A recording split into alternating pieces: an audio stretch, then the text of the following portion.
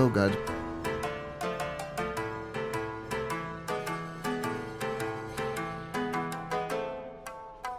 I forgot to set up posts for the socials.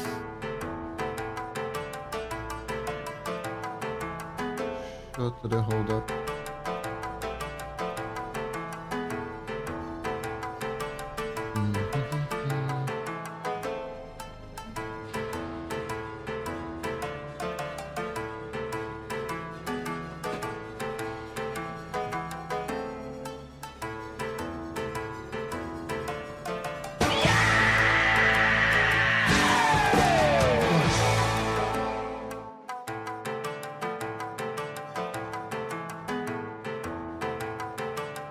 Let me see here. What? Wait, what was that? Hey, Kamogad, welcome to the stream. How are you doing? Welcome, welcome.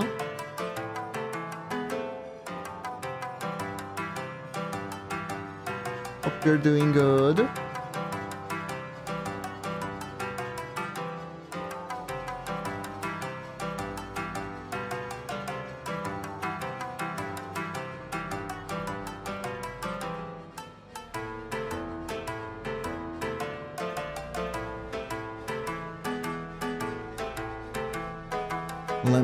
I actually forgot to set up the social post, so I'll do that while we're in the loading screen real quick. I'll be with you in a second.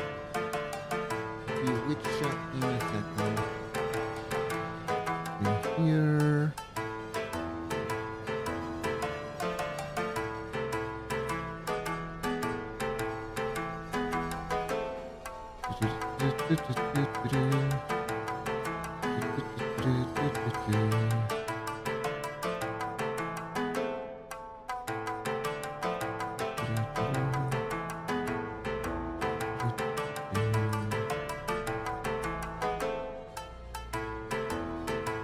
There we go.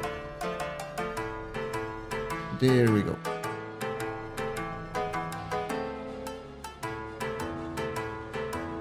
There we go. Hello, Medina. Welcome to the stream. Hope you're doing good. All right, I did it with time to spare. Good.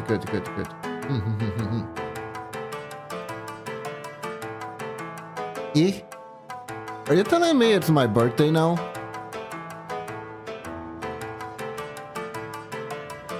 Hello, how are you all doing? Hope you're doing good.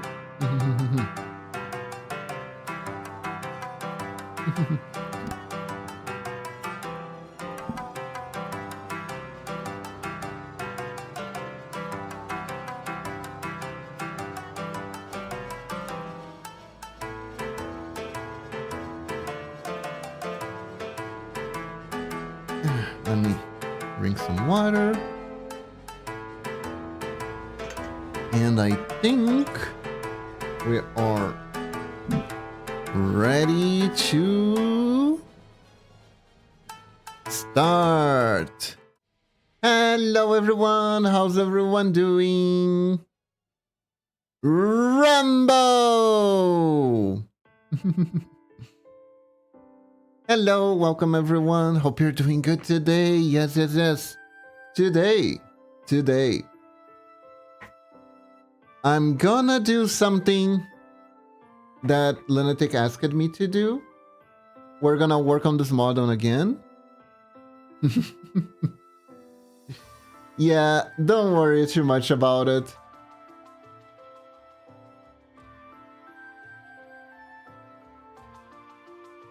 If you want, I can take off the tears. Your late stream. He has already been streaming for 4 minutes. Eh? What do you mean? I'm innocent, I swear. Please, no stabby. Hold up. Let me... Where did I put the... Where did I put the thingus? No, this is the mouth, this is the nose.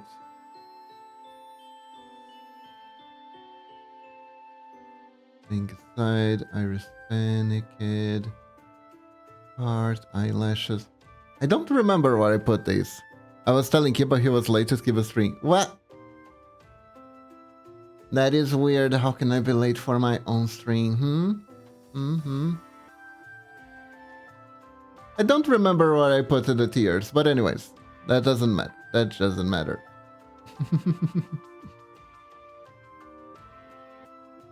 Doing good, doing good. Hope you're doing good too. Yes, yes, yes. What a weekend, right, guys? Wait, why is your model crying? Because I forgot where to turn off the tears. I forgot where to turn off the tears. Hold up.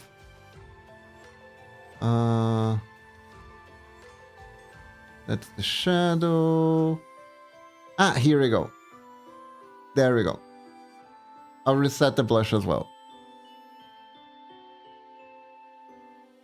Love the title of the stream. That's literally what we're doing today, but not literally.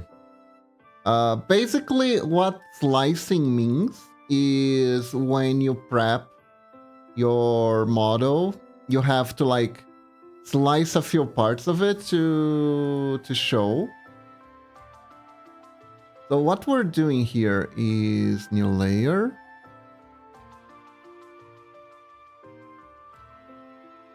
So here's what I mean by slicing my fingers. So this is the kunai hand. Basically, I sent this because Lunatic is gonna do the rigging for this model too. Volunteered. And I'm gonna pay him back with art. He still hasn't really fully developed the idea that he wants, but yeah, it's pretty much gonna be an art trade.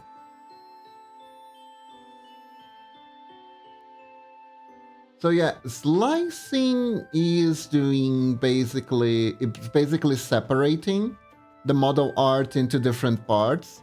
So the Live 2D rigger has an easier time with it. So like this. Lunatic is a goat. And honestly, sometimes I do worry if... Because he volunteered for so much stuff, I do worry it, like, I hope I'm not giving him too much, you know? So basically, this is the slicing of the fingers. And so that works well.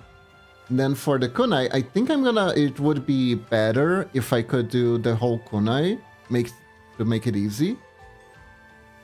Now she's giving an invisible job. Fingies. Fingies.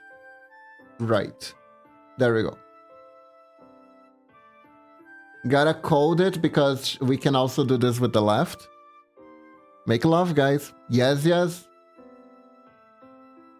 It actually sex helps your mental health. In general. It really, really does.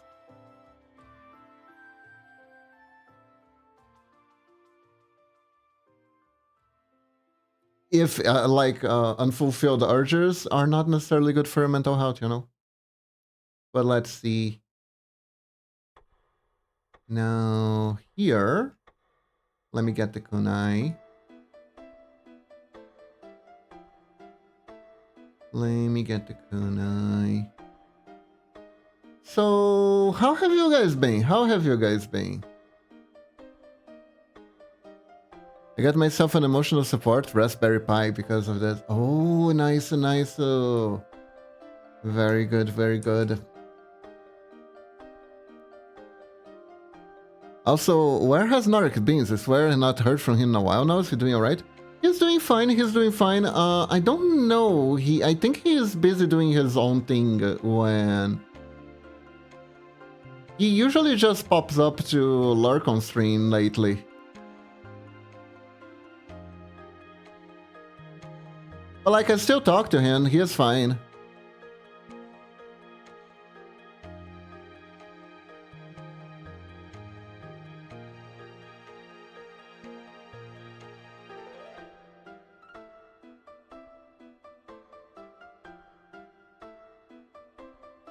Good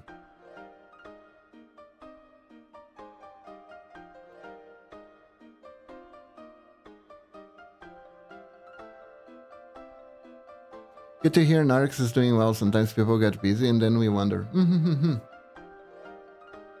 Yeah, I don't know. I think he is going on an eternal journey to collect as many VTubers as he can find or something.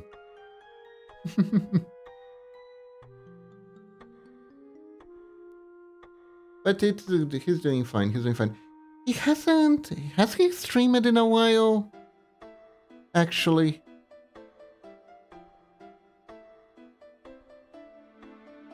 I know he started streaming building Warhammer minis.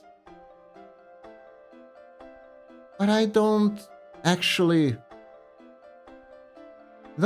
know how often he's been doing that, actually. Oh, interesting. Since the birds that are less scared of me so far, the ravens. Warhammer need to get keeping to 40k. You know, because of like that family fair feature on Steam, there are a bunch of... I do have access to a bunch of Warhammer games.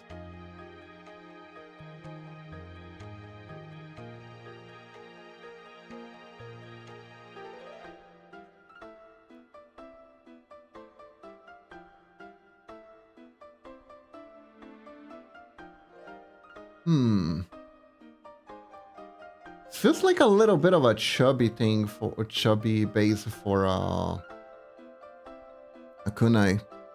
The universe itself is amazing, but don't feel forced. It just think you enjoy it. Probably. But the thing is, how do I put this? I already have a longtime friend who is obsessed with Warhammer.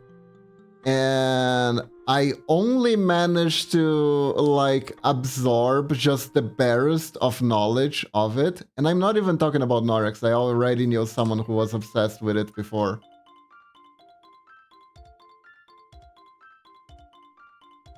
Warhammer is Apocalypse or something, right?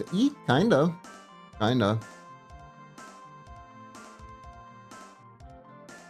It's one of those... Whoa, it's green. It's like green dark fantasy. Yeah, it's like after the apocalypse, but people don't actually rebuild things right. They just kind of disagree and yell at each other a lot.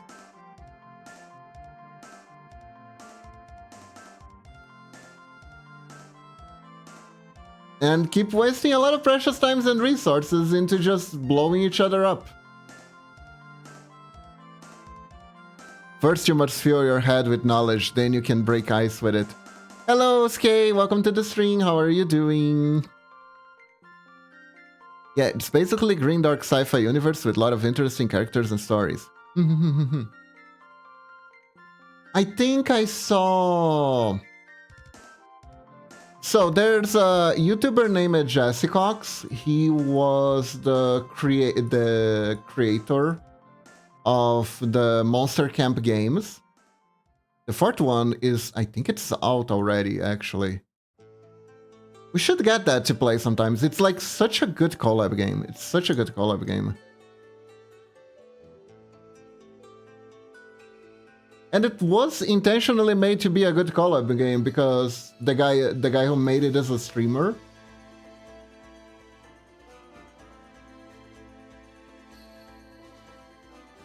So he was trying to hit that right balance of something that's entertaining to play and watch.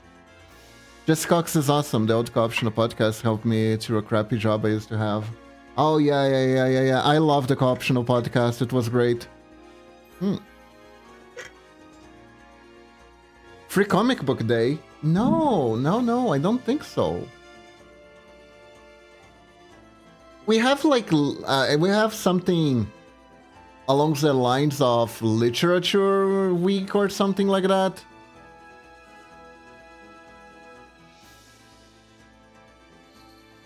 But I never heard of Comic Book Day. They have the newest podcast, but I'm not watched much yet. Call it Geekenders. Geekenders is pretty good. Geekenders is pretty great. I watched it recently. I feel like Jesse is getting a special interest in VTubers as of late. Because Dodger has become a VTuber. Dodger being the other host of the podcast.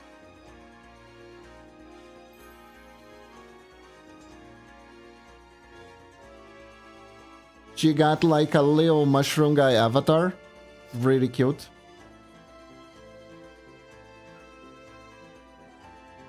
Perfect. Okay, so kunai or there we go. It's on the first Saturday of May, and many comic book stores let you partake and can get one comic book completely free. That is so cool. There's no thing here. There's no such thing around here.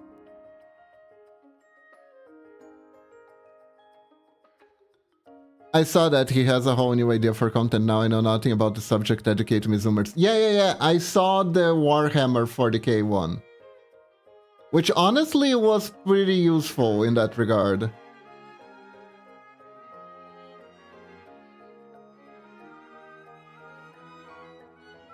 Just getting people to come and talk about their special interest on stream. It's pretty cool. Pretty cool. Yeah, point shoulder. There we go. And there are people that go on a quest to visit a lot of stores on that day. I get it. So there are people who are gonna be like, well, since I'm gonna get free stuff, I'm gonna get all the free stuff. That is a little bit greedy, not gonna lie. But also, that sounds kind of like Halloween, doesn't it? That's kind of like Halloween, but instead of candy, you get comic books. That sounds fun.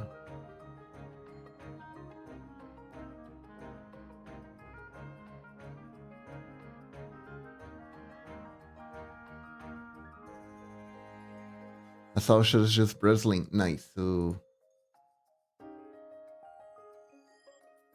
man, you need to bring the tradition to Brazil. I don't know. I feel like any tradition that requires shop owners to give away stuff for free would be very hard to be implemented in Brazil. Especially because, like, I love Brazil. I love my people. But I also know us because I would do that. You know that bit in Family Guy where there's like a line for free samples, and like Peter gets one, then he gets back with like a mustache to get another one, and then he comes back with like a sombrero to get another one, and like several clever disguises. That is pretty much how that would turn out here.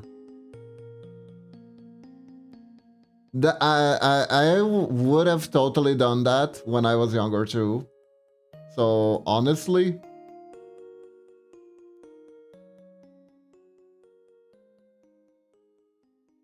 yeah, it wouldn't be easy to implement, to say the least.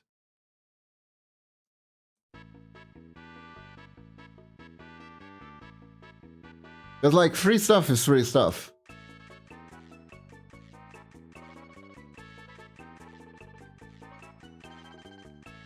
Anyways, hey Red, welcome to the stream. How are you doing? Red, I'm sorry I haven't given too many updates on your commission. I can't work on it today because I already got to the not safe for work part. But I'm almost done with the spinning. It's just that I want to finish the spinning before I get to show you.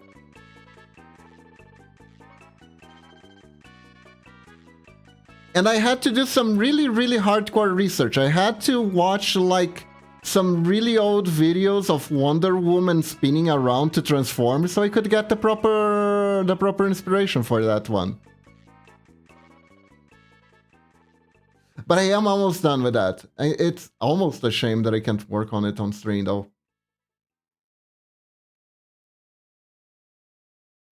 I had to go. So as you guys know, last time I didn't stream on Friday, not on Friday, on Saturday because I was out of town, right?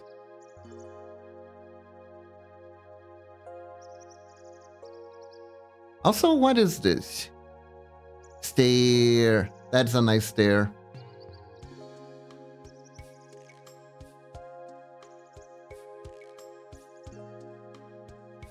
Visiting Momochi's family. We were visiting Momochi's family.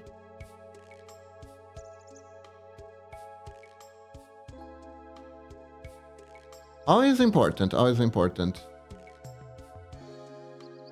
So now we are taking the fingers away.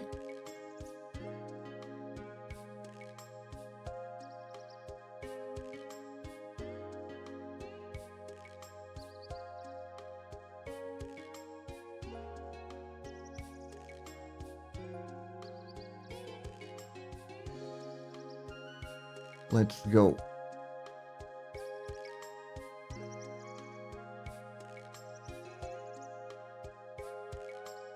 And did you guys see that Matara-kun is leaving this shoujo? I thought that was weird. Give us upgrading to 32 bits.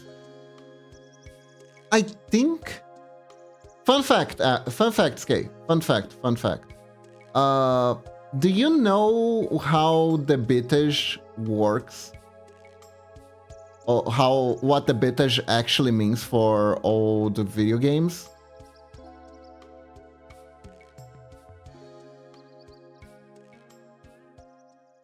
Only vaguely? Okay, so you guys are gonna love this. First things first, I do need to undo all that I did to check something. Okay. There we go. You guys are gonna love this. The bits actually don't refer to the graphical quality at all. I know, that's a mind blown. What the bits actually refer is the color palette of the games.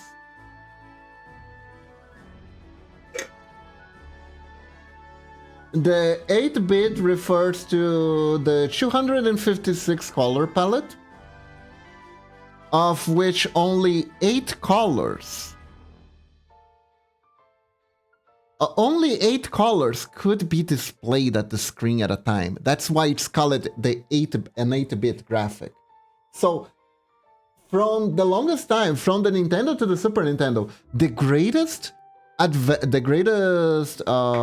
technological advancement that both had was double the color. It had double the color displayed on screen.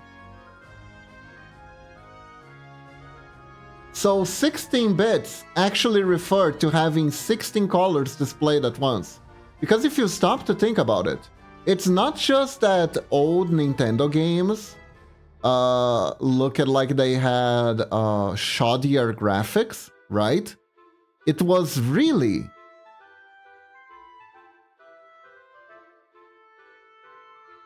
the fact that you had the color palette limitation. So the games were more colorful too. That was actually the main thing. The other thing was the screen resolution, but that wasn't too, how do I put it? It wasn't very consistent, right? Let me actually check this. What was the screen resolution for the Nintendo compared to the Super Nintendo? Let me see. NES screen resolution.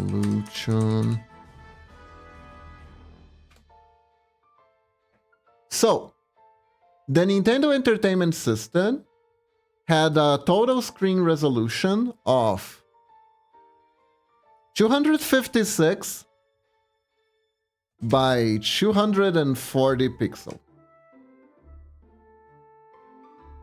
So as you can see, theoretically, on a Nintendo screen, my model could fit.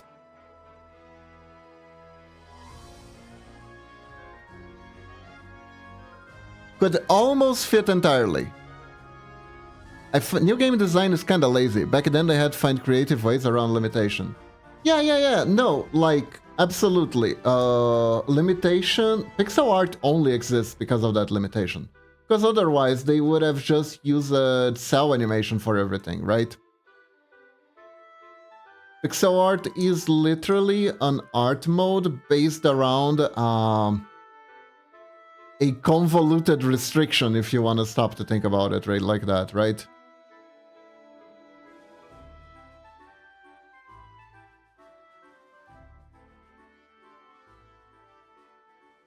It really is. It really is.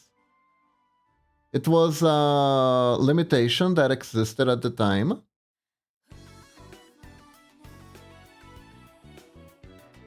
And getting around that limitation. Oh, this is great. This is great. Now, we need to change how this glove works.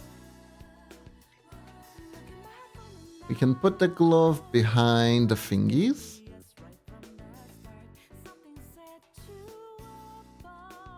There's like no change. And now... But that's how it worked. And the PlayStation 1 and the Game Boy Advance are 32 bits. Which is like the double of the double. It's all started at 8 bits. AAA for sure, yeah. Thanks for the explanation, but no problem, no problem.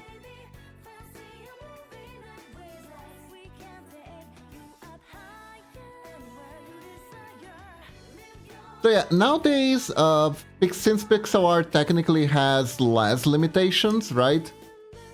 What you want to do with it is pretty much up to you.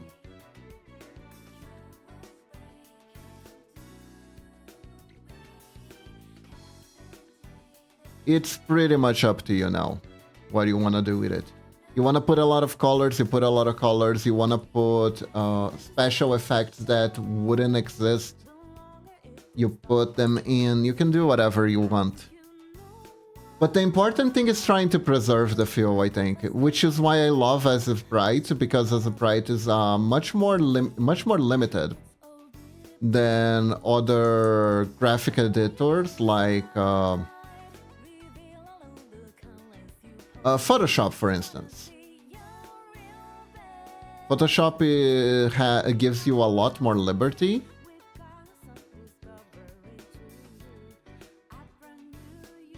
But personally, I feel like that liberty would actually make some things harder. There's a few sprite artists and coders from back then who were wizards. Most uncredited for the saddest part. There's a lot of musicians there too who were geniuses in their own right, but they tend to get much more credit. Look up anything made by T and Jeff Falling and you'll be blown away. Yeah, pixel art music in video games back then, it was also another amazing thing.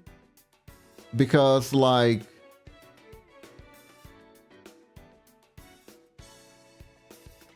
Jesus Christ, the work, right? The work that they had... Since they needed to use the sound chips thing. They had a very limited amount of noises to work with, essentially. Let me get the fingies again. Okay, I don't know why this is here. But I suppose... It is indeed crazy how little credit the most important people get. It's true.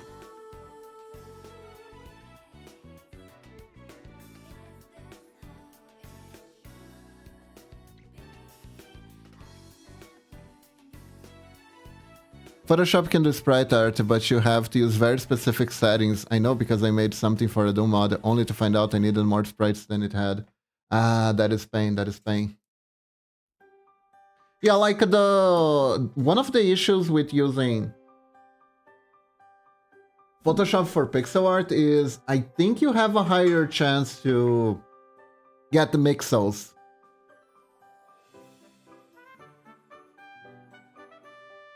Which are like not good. Mixels can make some pretty nice artwork look really ugly. One of the uncredited problem was because they had cool names to stop company talents being stolen. Yeah, old credit games are weird. It's kind of charming in its own right, but like in the long run, it definitely worked against the people who were working for them. Because it created a standard of not crediting artists properly.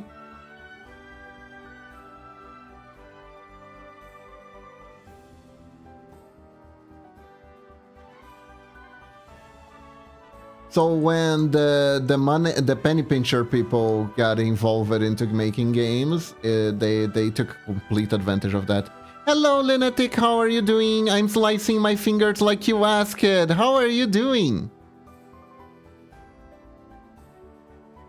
By the way, Lunatic, should I slice the fingers individually, or is this enough? Please tell me that this is enough. I am doing the thing with the glove.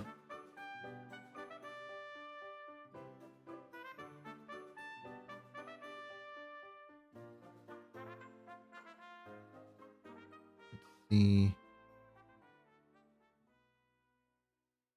This is enough yet? Thank you. Okay, that's good to hear. That is good to hear.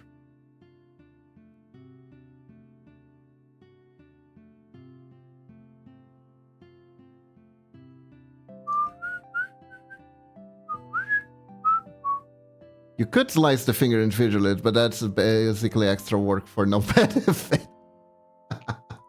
My favorite kind. No, thank you.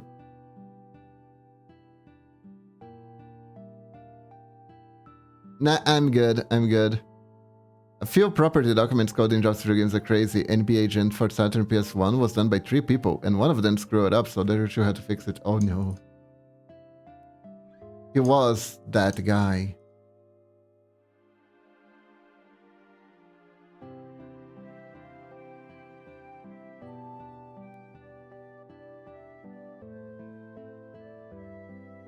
He was indeed the guy.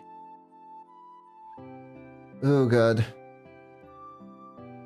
No one wants to be the guy who does that. No one wants to be the guy who does that.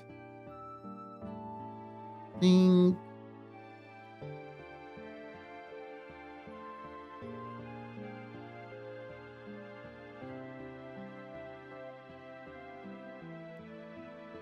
Doesn't it feel a little bit like too much people and too much money being put into games is definitely not giving the return it should have?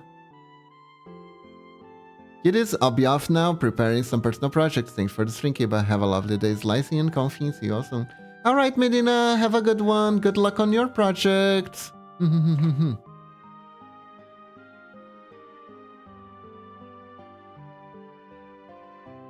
Oh, I absolutely know, because I played Aladdin. Aladdin for the Genesis and for the... Okay, that's... right. Alright, okay, here we go. Aladdin for the Genesis and for the Super Nintendo are like literally two different games.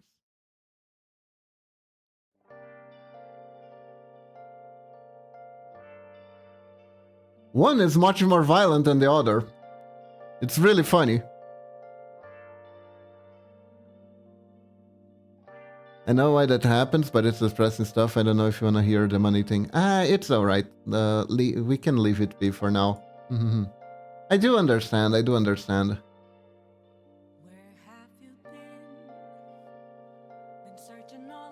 Okay, so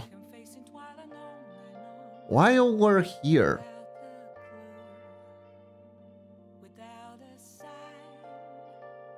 keep the thingies.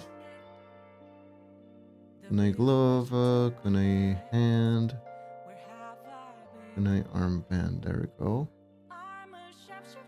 Okay, we gotta do it for the sweaters too. So we glue paste this here. We glue paste the kunai too.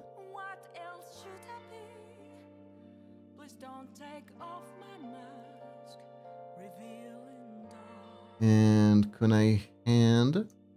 Take this one and replace it with this one. Interesting. There we go.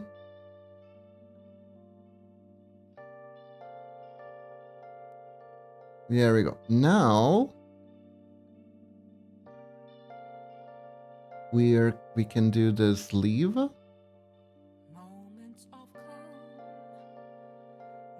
See, sweater sleeve goes here.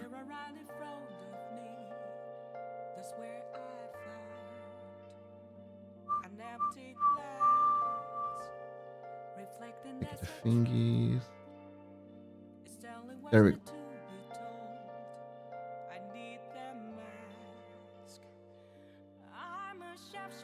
Yeah, I can probably work this out. Why is there a lone pixel here? Where are you from, lone pixel? Oh no. Ah, thank God. Okay. 3 pixels are a scary thing. They are a very, very scary thing.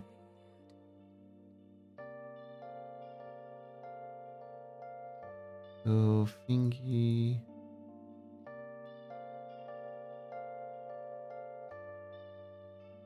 Right. Right. So, let's do the rest so it's not.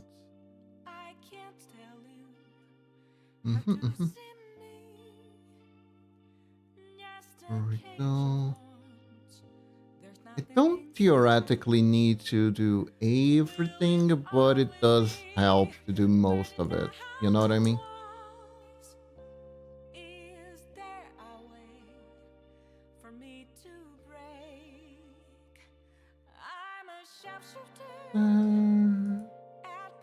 Masquerade.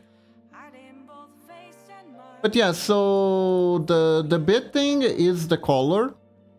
The screen resolution actually didn't change a whole lot. The Nintendo one I showed you guys, the Super Nintendo one.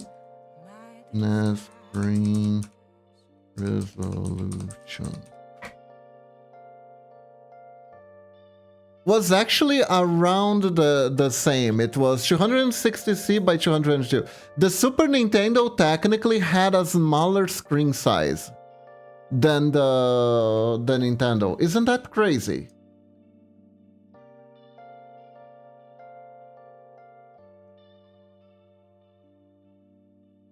That is absolutely wild to me.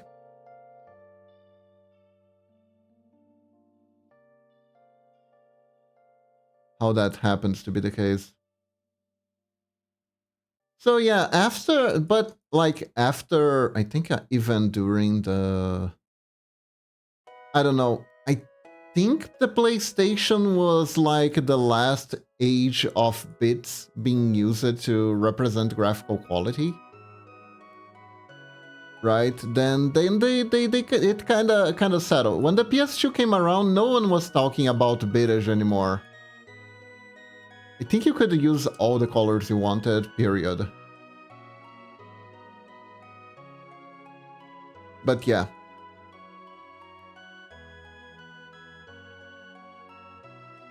And man, comparing and worse things like comparing the Sega Genesis with the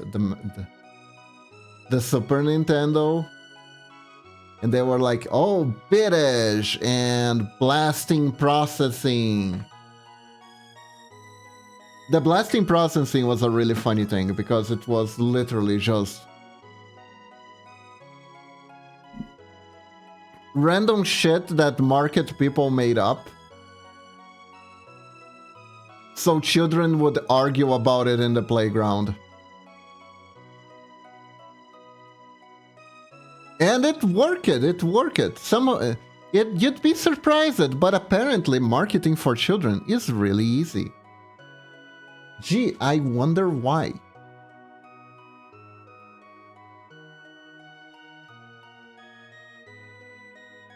Okay, so we got the hands. I can just mirror these to the other side for the L, but now I need to get the point. We need to get the point across. We need to get the point across. So let me do this first. Thingy, sweater, connect glove, connect shoulder. There we go. Hold up. Sorry, I had to sneeze. I had to sneeze.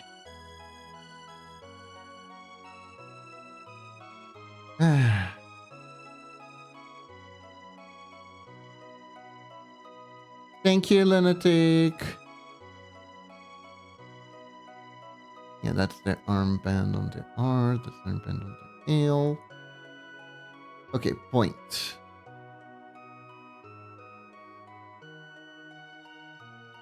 So this is where we go very literal with the finger cutting.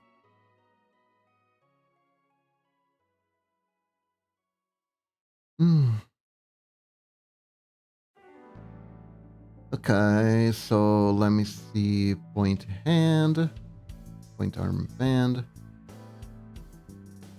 Yeah, this is fine. This is fine. Let's just focus on the hand for now. I think the rest is completely fine. Point glove, point hand. So already got the new layer right here. Now we slice the fingers.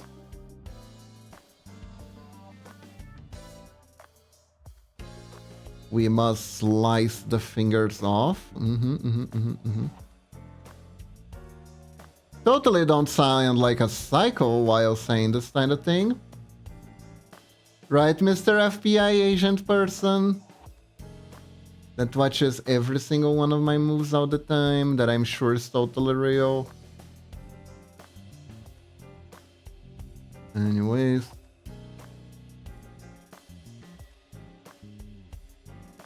Can I do this? Yes, I can.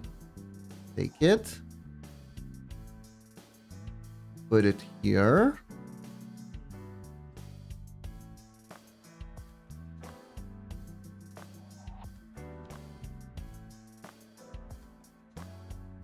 By the way, chat, I don't know if you guys want to talk about it or not. Been a weird week on VTubing. It's been a weird week for VTubing.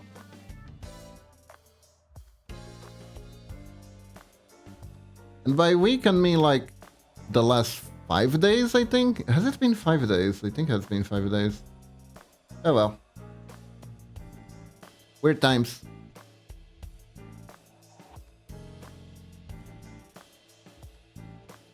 Alien dance. Okay, so I'm gonna take this here.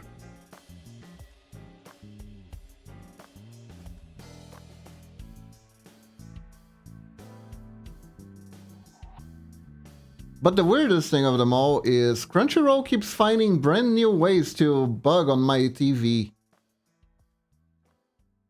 We had like a internet blinkage, right? And I don't know how. You were in a Brazilian rabbit hole? Oh, what did you find? Did you find Brazilian rabbits?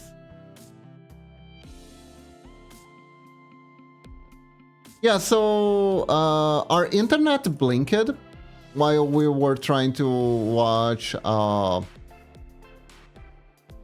some anime, and because the internet blinked, Crunchyroll thought that we somehow were connecting simultaneously on 10 TVs and wouldn't show us anything.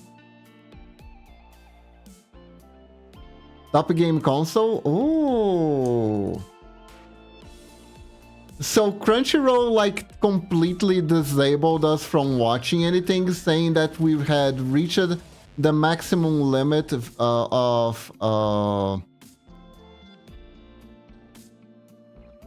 we don't have 10 TVs, that is the issue.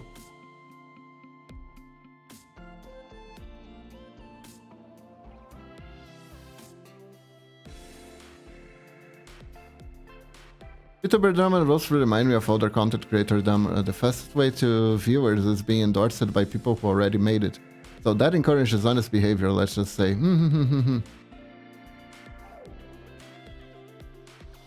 Wonder Woman tech. Oh god. Oh god. Actually, do you think the Wonder Jet had like a invisible television? So Wonder Woman could watch while the watch TV while the autopilot was on. I mean, she wouldn't be able to because it was invisible, but you know what I mean.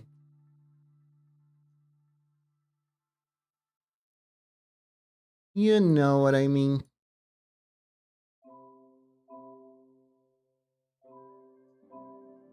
Although honestly, on a long trip, an audiobook would be pretty nice.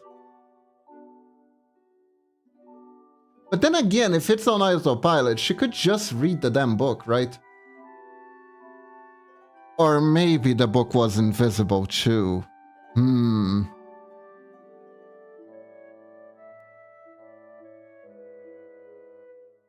Isn't it a jet? Is it a jet? Is it a plane? No, it's Superman carrying Wonder Woman on horseback ride. Weepee!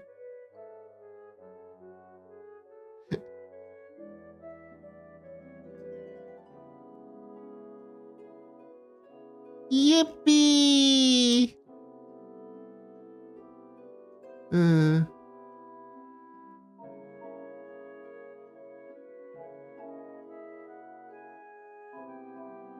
Man, I had such a dumb conversation with Mio over this weekend. I had such a dumb conversation. Like, Mio was talking about how... we were talking about Superman, right? And that Superman has a few issues as a character. One of the things that's kind of not problematic, but one of the things that kind of makes it harder for writers to do Superman well sometimes is that Superman existing makes it a little bit harder to make other superheroes be awesome. Because Superman theoretically has the most power always, right? So it's like, okay, I'm gonna make a story about a guy with super strength. But power kit wise, he will be like the guy with super strength, but that doesn't also fly. And shoots beams out of his eyes. Yeah, if he's around, he does kind of take the show a little bit. And the main justification for being other heroes is that he is only one. But that kind of feels like it's Superman and his best fans who are also trying to help. I don't know, that feels a little bit complicated. But I'll be very real. This is probably just me. But I feel like, be it like DC or Marvel, it feels like most superheroes shouldn't like coexist in the same world, if you catch my drift.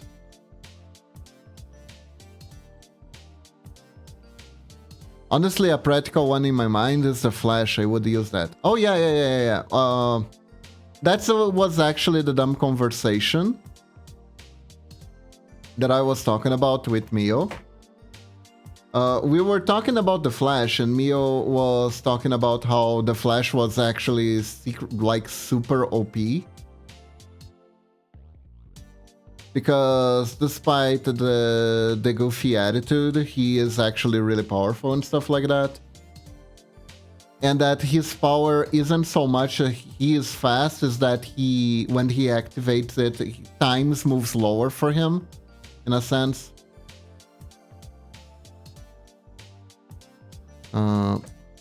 Point thingies.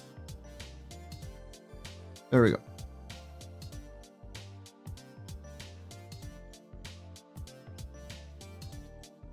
And like, then we started arguing whether or not the Flash could properly, you know, pee while running. It started out because there's a like a. So how did it came to this? Basically, we went for breakfast at this place that has some superhero theme going on around. It's the stop that has some superhero things related to it, decorating it. And the bathroom has the saying that even heroes have to stop to take a pee. What's out all the themed cafes in Brazil I want? There are a few. There are a few.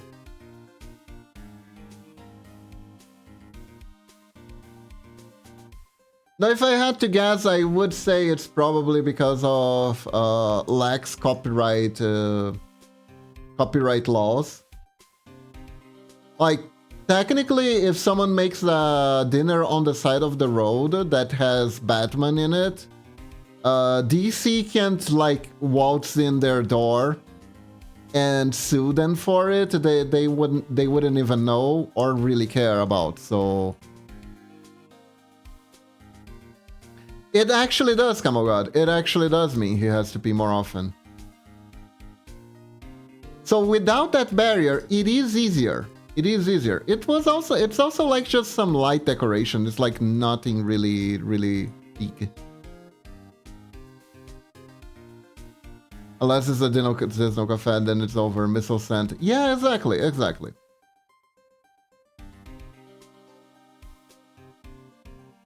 Oh, perfect. I'm just need to fix this hole here. But yeah, so Mio said that the Flash didn't need it to stop. But I was like, but if he's running, because of how fast his speed is, the P wouldn't be able, he would outrun the P coming out of his PP. So theoretically that would give him like some kidney failure. But then Mio was like, what if he runs backwards? And I was like, then that might work. And then I proposed the situation.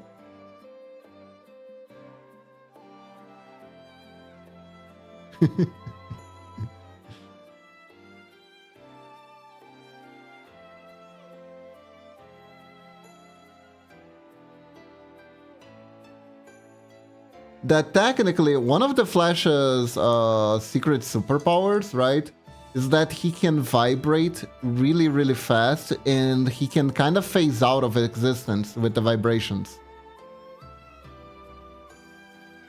So theoretically, he could phase out of his own poop.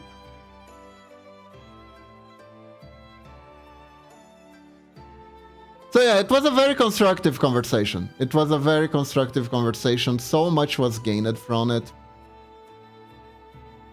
Truly, truly enlightening. Truly an enlightening conversation.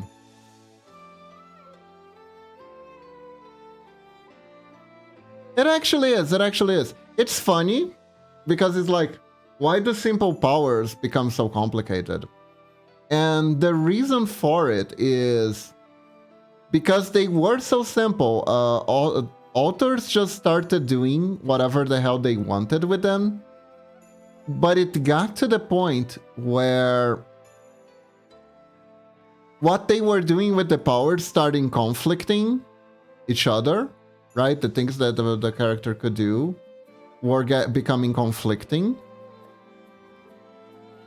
So someone had to like lay down the law, the voice of the voice of God, essentially, and be like, look, this is what works, this is what doesn't, okay?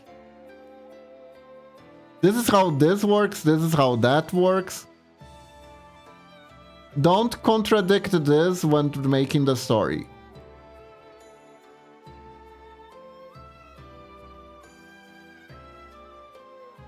It's just how it is, indeed.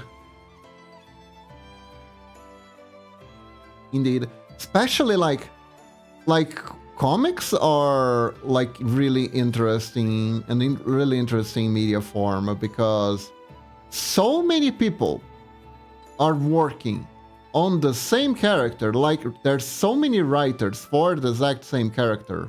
And there are so many different arcs and stories being told with that same character by so many different people. It is bound to create contradictions, right? It's just primed to have a bunch of contradictions. But to the reader is just one. The reader is just one person absorbing all the information. So the reader will always notice these things much more easier than the writers would. I legit saw a video, I think, of Disney suing some small restaurant on the side of the road. I think it was in Mexico, and the dude was like, name was Mickey or something, so it had a name, but this still sued him. But they lost somehow, so that's good. That is good that they lost, because that is... What the frick, Disney? I mean, I know what the frick, it's greed, but still.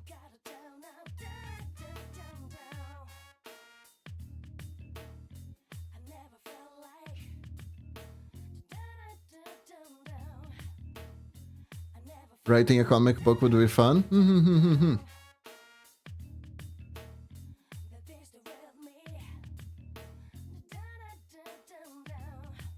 Let me see. Okay, so we take the armband off now. And we do the point thingies and the point hand. So now we take the fingers from here. We put the fingers here. If you were to make a comic book, what would you do? That is a very good question. However, it's also a very open one, so I'm gonna have to ask you to narrow that down. When you say a comic book, do you mean a superhero comic book? An action comic book? Which type are you referring to?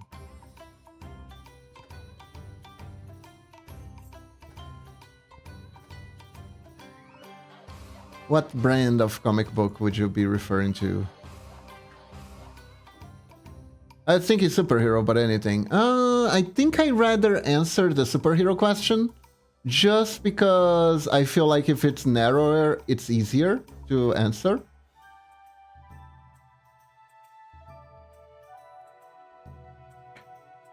So that is a good question. Honestly, I think it'd probably be something more vigilante. Not necessarily like how do you say, not like anti-hero stuff really. I do appreciate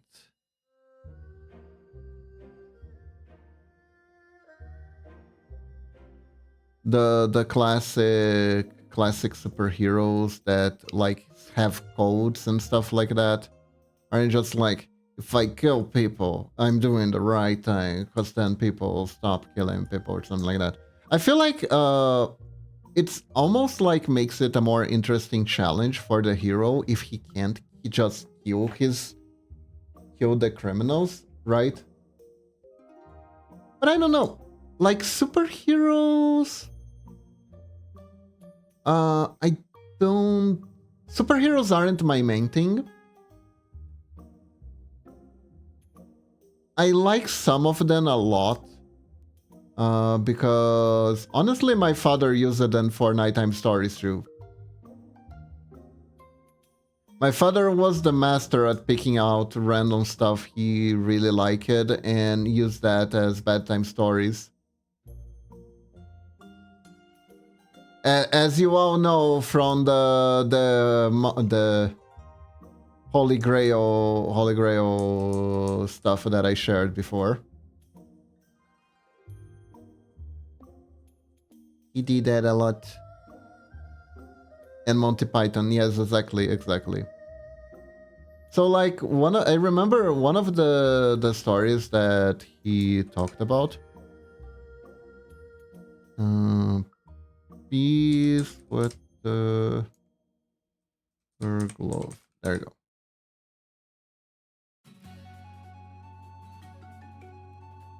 One of the stories he shared with me that I thought were really good was the Silver Surfer origin story. That is like kinda badass. And I do have to say, at the time, I didn't know what the frick Galactus looked like, so I was very, very surprised when I learned about the helmet, to say the least. And also kind of disappointed because I thought of Galactus as like this amorphous, omnipresent thing, and it was just a guy in a really, really weird hat. That's such a nerd, I love it. I know, right? But like, the Silver Surfer story is very, very, very, very, very good if you really stop to look at it, right? Because like, it's the story of a guy with like a scientist. He discovers that there is this unfathomable being coming to destroy the planet, and he's like, maybe there is something I can do about this. He tries to save his planet by reasoning with it, trying to bargain with the being. And he thinks he got it. With the whole bargaining to like be he. So basically the Silver Surfer story is he was a guy from an alien planet that was gonna be devoured by Galactus, but he decides to try to strike a bargain with Galactus, where in exchange for leaving his planet alone, he would be Galactus Herald and scout for planets that would be delicious for Galactus to eat. So his plan was not only saving his own planet, he wanted to save every planet that existed in the universe from Galactus after learning that a planet-eating monster existed. So his goal, by becoming Silver Surfer, was to lead Galactus on purpose to only uninhabited planets that didn't have any life forms in them. Only deserted planets. That was what he wanted to do, right? However, Galactus figured out he was bullshitting, was trying to bullshit him. And because Galactus is a petty old god, he is very much a petty old god, he was like, yeah, sure. But then, when he transformed Silver Surfer into his Herald, he erased his memories so that he wouldn't be able to carry out his plan. It was like, oh, you little sneak, you're trying to cheat Galactus? Nah, you're gonna keep your end of the bargain in full. So says Galactus. So then, Galactus did leave his planet alone because, interestingly enough, Galactus is... he is very prideful. So he never really goes back on his word. He can be a little bit of a sneak with the whole mind erasure thing, right? That was a bit sneaky. But before he did that, he said something like, you will be reborn as my herald, or something like that. Which kinda indicates that if you're being reborn, you're not gonna get your memories, right? So he kinda weave it in there to be honest, right? He did a sneaky, basically. He was very sneaky about that, but he was still honest to his word. And so Silver Surfer starts his journey as a fallen hero. He did his best to protect his planet. And he did, but now he was going to doom 1,000 planets for it. His hat looks like an ant biter, not sure what they are called. Ant lion. It's probably an ant lion. I'm pretty sure you're thinking of ant lions because that's what I'm thinking of when I see that. Okay, so let me get point hand. Let me push this to here.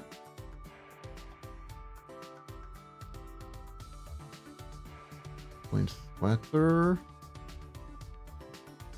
Let me push this here. It's pretty sad at the same time he did end up saving his own planet, but all other planets ripped. So this is kind of the coolest part about the Silver Surfer. At one point, I don't know how, but he manages to get his memories back.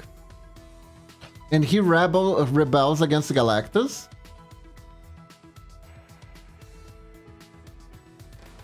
And Galactus kind of like, because Galactus is like so powerful and shit like that, he kind of shrugs him off, right? But doesn't take away his powers. It doesn't take away Silver Surfer's powers, which is very interesting. He does two things. He doesn't take away Silver Surfer's powers, and most importantly, if for whatever reason Silver Surfer dies or loses his powers, Galactus will actually revive him or restore his powers, because the only person who can do something that Galactus did is Galactus himself. So like he has a weird code of honor thing going on with him.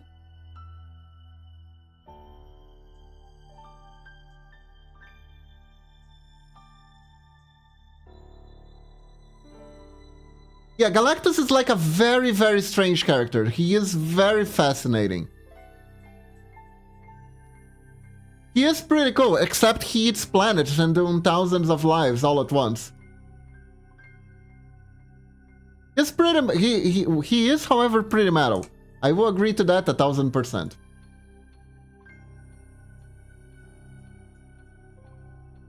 Galactus is pretty metal.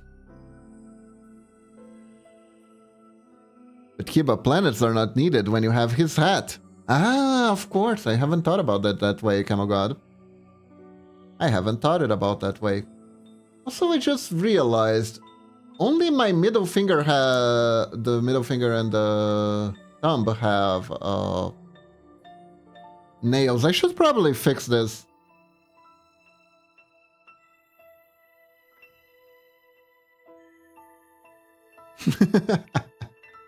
I think anyone would look funny with that hat on, honestly.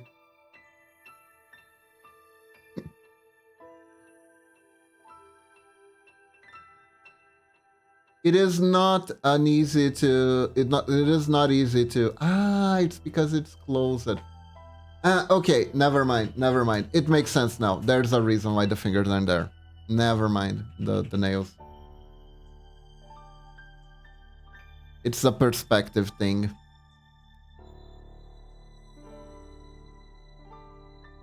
Oh, I do think... Your teeth are not working. Yeah, they're not. I told you. I haven't been able to get them to work so far. They don't keep connect.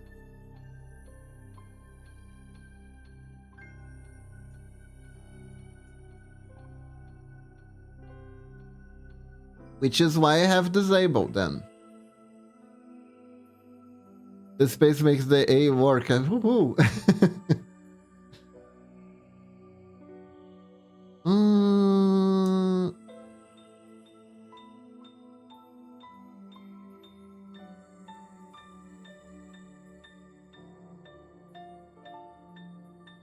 Oh, there we go. There we go. That is such an upgrade.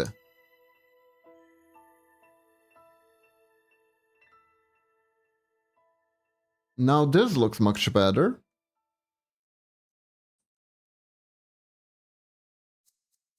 You know, it is pretty nice that it actually took me longer to finish the model, because I'm catching like the little details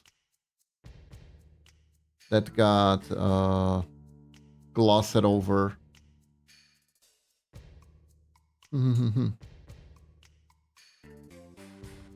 Okay, so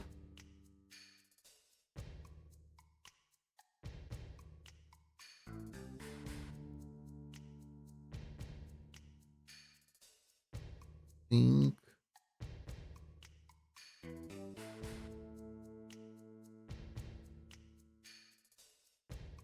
and the thingy.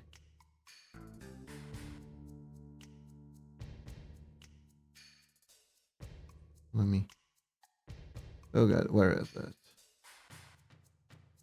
And I thingy.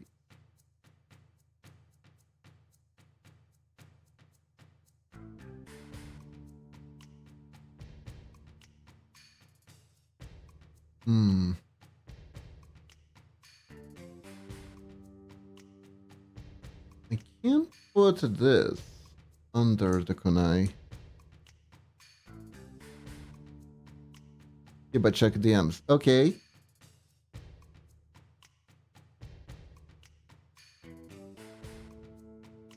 Beautiful.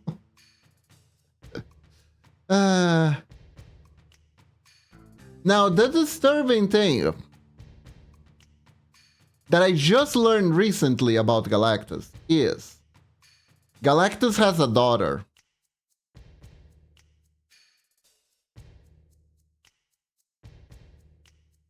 Did you know that Galactus has a daughter? He does. She lives in a strange situation where she both is canon and is not canon, right? And most importantly, she had a Twitter account.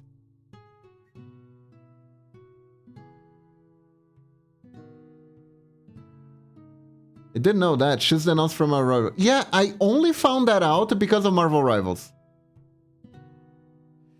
She does, Lunatic. She actually does. The account has been inactive for a while now, but you can still check her tweets.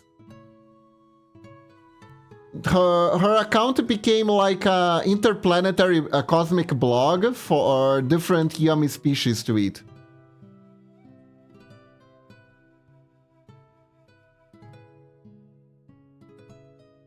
It is absolutely true.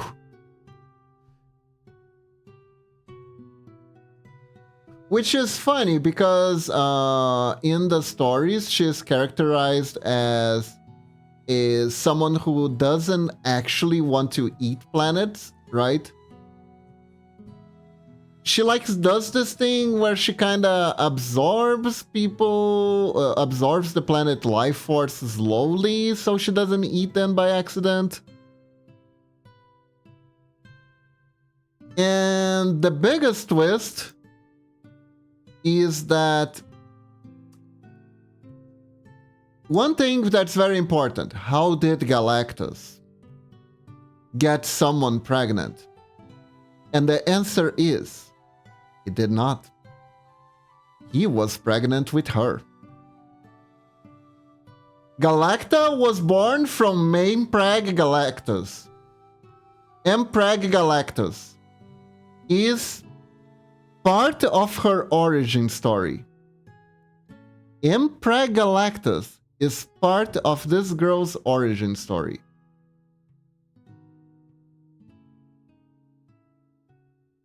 Yes. It is. It is a thing. Mempreg Galactus is a thing.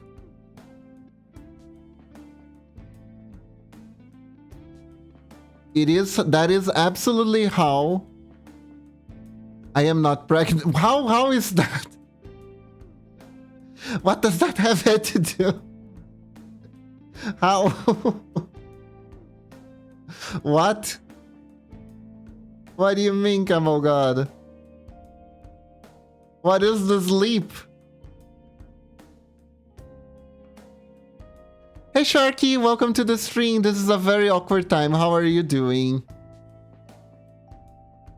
You know what? At least that is something to pop into. At least I'm not Shindings, who managed to make a plugin so he could get pregnant and birth a shatter. Just getting up? That's good to hear. That's good to hear. Gonna have some nice breakfast? That is good.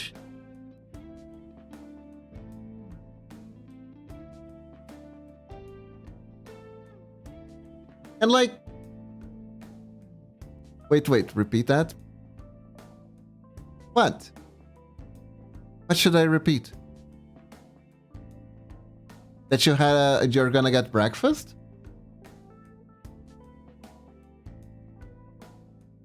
The chat thing? Oh yeah. There's a VTuber who made a plugin so he would get pregnant from chat and then birth a shatter each time someone redeemed it. It was like every you redeemed it, he got his belly stuffed, and then after like 60 seconds his model would tilt to the side and a pepper frog would pop out of it. I found fan art of pregnant Galactus on DeviantArt. No one screenshots this out of context. Too late. Sorry, Camel God, too late. When I need a concern emote for this moment. It's a content creator I found recently. He is fascinating because he just comes up with wild shit and he tries to make his streams as interactive as possible for chat. So he made a Twitch Play version of a spelling bee. And it's like an amazing video. It's like an amazing video. Yeah, but later send me his name, please. You're interested in the male preg? I understand, Sharky. I will. Don't worry. In fact, I think I can get it right now. Hold up.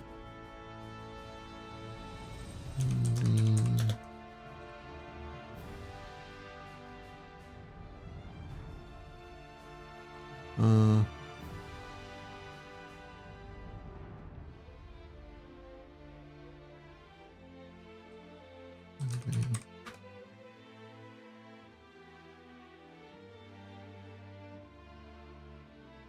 let me get...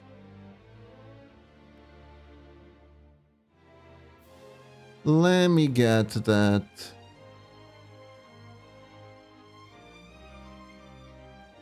Let me get that for you in a sec.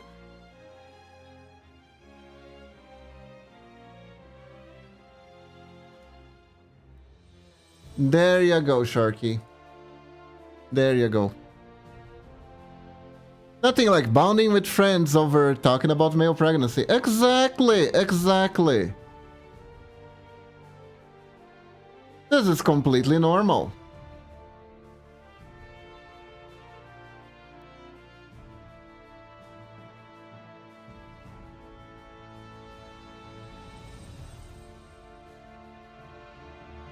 I don't think I need to put the finger on the kunai, actually. Yeah. That didn't work. That didn't work. Fine. Let me take that off. Okay, so I think the fingers are a success. So first things first, I am gonna take these. And the kunai armband as well.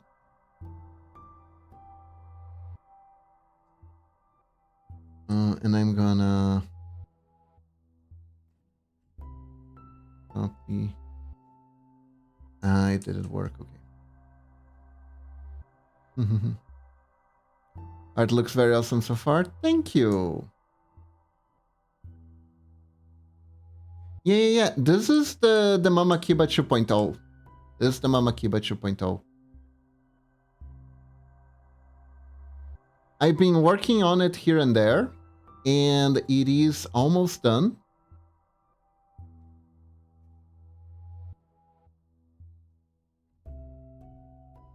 Now I'm in the adjustment phase, so it can be sliced properly. Yeah, I am doing the slicing. I already done most of it, but there are a few adjustments to be made. I always found that the term really funny, that the term is slicing.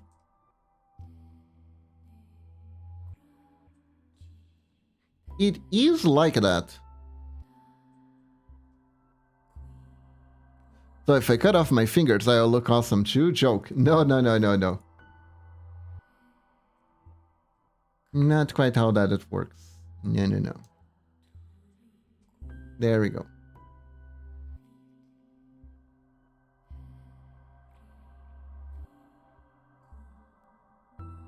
Okay, so now here comes the tricky part.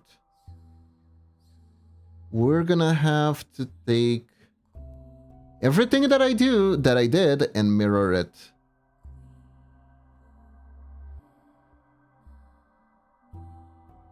New layer. Here. Let's see, kunai glove, kunai hand. Kunai hand is fine. So 24 is the fingies. The fingies and the kunai. New layer. Question. What does the black lines with the tags mean do? The ones that say base pro movement fault. Oh, these are the loop areas. I can use them for checking animation to see if it's fine. And also to group them together.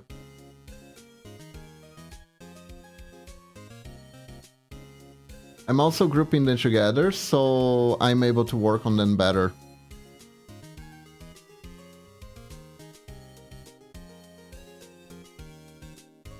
Yeah.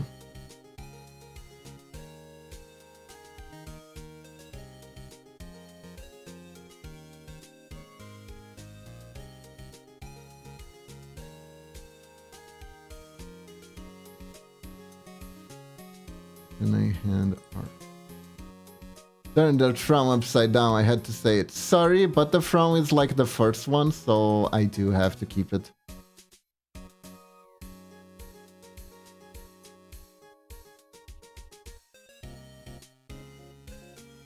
And conveniently, I can also use the onion skin to know where things are supposed to be. So now I can do this. Perfect. And I glove L.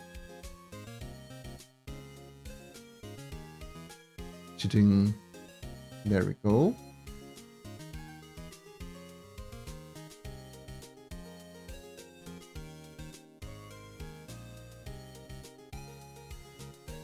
And yeah.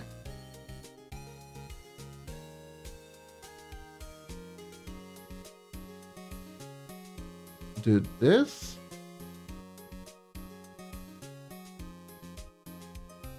And do this. There we go. Accessory. And the other hand, the armband.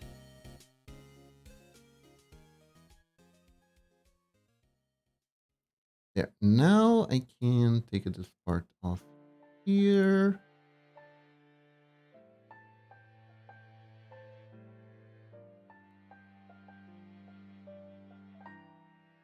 Now the thing that I have to do is I do have to delete this part here because I don't actually have it, this detail on the side.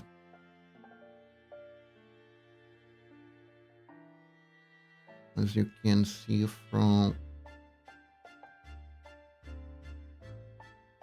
is here. It's kind of in the way.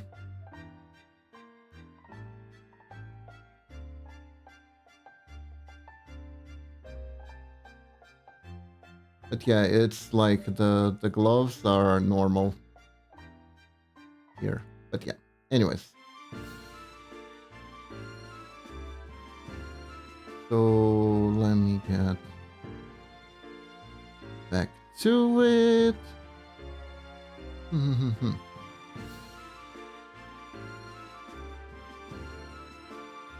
But the coolest part about this content creator is that he actually shares how he makes his streams so interactive. There are tutorials. And honestly, I'm not promising I will be able to learn anything. Maybe I'm too smooth brain for it, but I will try to see if I can learn how to make these special readings. It would be really cool to make something like that.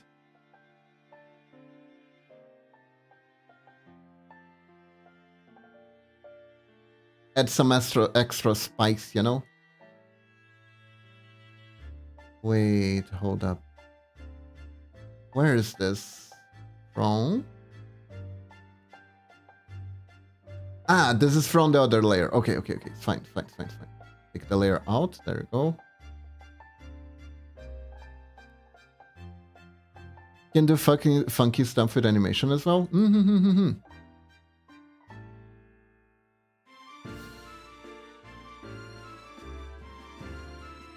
True. With the program that he uses, it's possible to like play animations like the ones that we have when people sub or stuff like that for the readings without needing like to pay anything for it, like to add a little bit extra stuff like that. It would be pretty cool.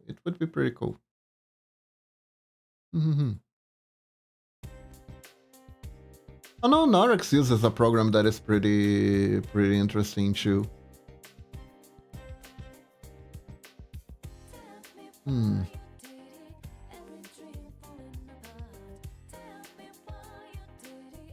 There we go. I think we're Gucci here.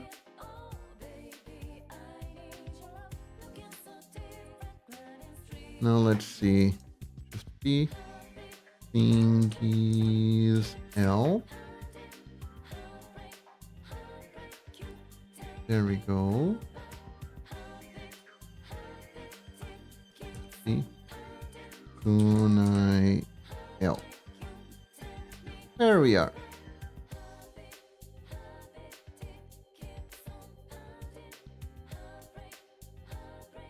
Checking this out. Great. Okay, I think we're good. So, yeah. Speak it, Sharky.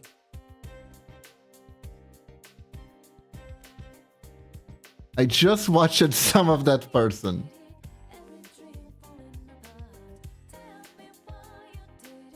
And their chat is off the fucking rails.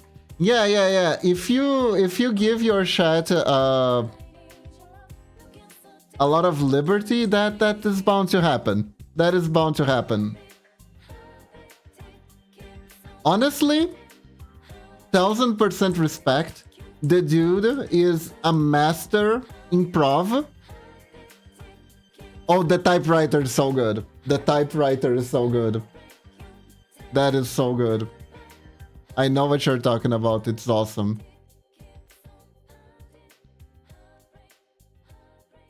Hey, kitty, welcome to the stream. How are you doing? Hello. That had you dying? It makes sense. It makes sense. It is just too funny. It is just too funny.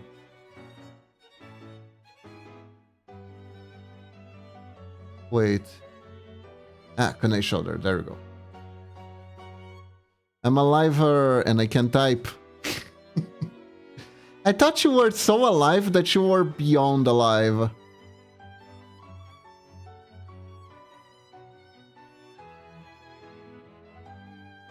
Okay, guys. That actually reminds me.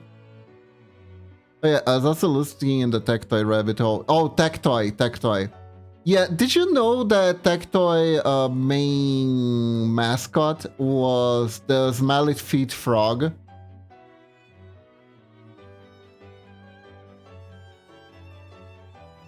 It was a frog with very smelly feet. They made a toy that was the frog who had very smelly feet. And he had like rubber shoes that you could take off, so you could see all his feet fingies. You are twice resurrected. Nice. And then the sneaker would actually, and the foot would actually smell bad. It would smell faintly like cheese. So the company made a toy that the main goal was to smell frogs' feet. That is really cursed, Kiba. It's a nursery rhyme here in Brazil, Camogod. It's a nursery rhyme here in Brazil. Okay, let me explain. This is a nursery rhyme, okay? The music goes... O sapo não lava o pé, não lava porque não quer. É não lava o pé e tem chulé. So, essentially, it's a song that teaches children the importance of washing their feet, otherwise they're gonna get smelly feet. And the song is basically mocking a frog for not washing his feet and having smelly feet. So Tectoy actually took advantage of that nursery rhyme and made a mascot that had his own comic, by the way. The Smelly Feet Frog had a comic. It is a cute song. So the Smelly Feet Frog wore sneakers and he had his own comic. That would amount to something along the lines of like solving issues by throwing his smelly feet. His smelly shoes on someone who was trying to pollute the lake, and they would go away because of the smelly feet. Something like that. It was something like that. But yeah, like you had a rubber toy that was rather big that you could take the sneaker off and he would have full-fledged green feet with toes, and it would smell bad because it had like it had like a scented sole that was meant to that made it smell like Cheetos or something.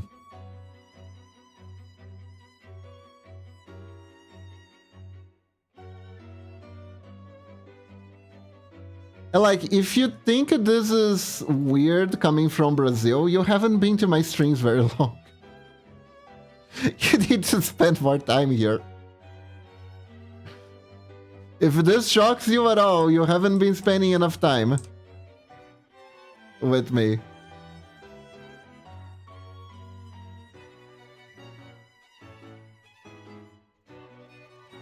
Wait, did I not edit this? Hold up. I was pretty sure I edited this. Did I put it in the wrong layer? Oh, also this is not fully edited. Hold up. I kind of want to visit Brazil, but I'm not sure how safe it would be. Don't visit without having relatives. Is probably relatives or people you can rely on guiding you. Is the best thing I would say.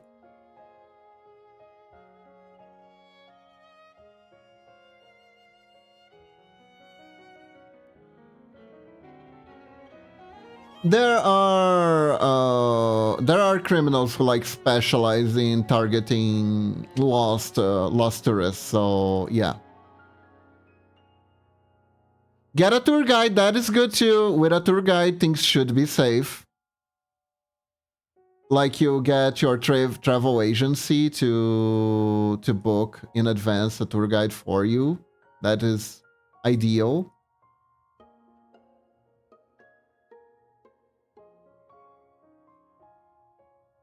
Kiba Ninja Tour. Hehehe.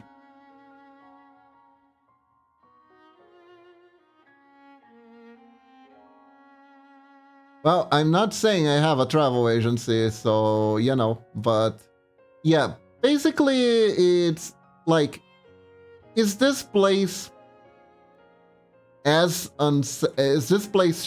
this place too unsafe? I don't think it's too unsafe. But it is one of those things where, like, you kind of have to know where to go to be safe, you know?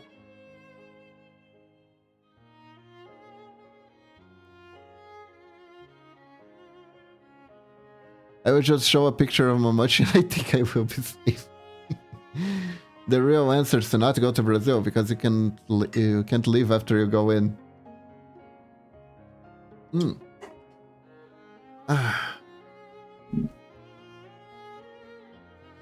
Don't worry, I'll dress up as a smelly feet frog so nobody thinks I'm a tourist. Unfortunately, Tectoy hasn't really been active in a long time. It got taken over by a company called Kanjisi, which now makes most of the electronic variant toys. They make some pretty cool stuff. They make like little sharks that swim when they sense water. That kind of stuff, you know?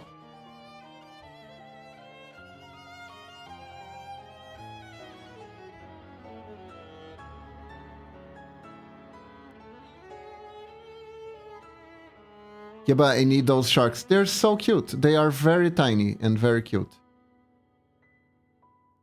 Hold up. Let me see if I can find it. Jeez.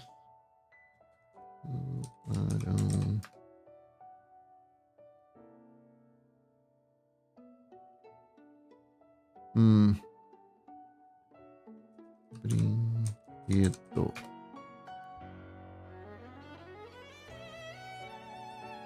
Oh my god! They got a new line? What is this?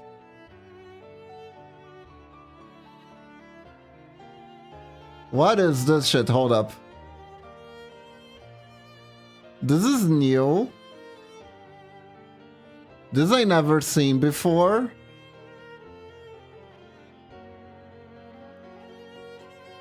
Look at this. It's a lab to get your own mutant shark. But I think it might just be one of them gacha bullshits. This one might just be one of them gacha bullshits. They're doing a lot of gacha bullshit toys lately. But yeah, I don't know. Did they stop making the robot sharks? I think they stopped making the robot sharks. This is sad.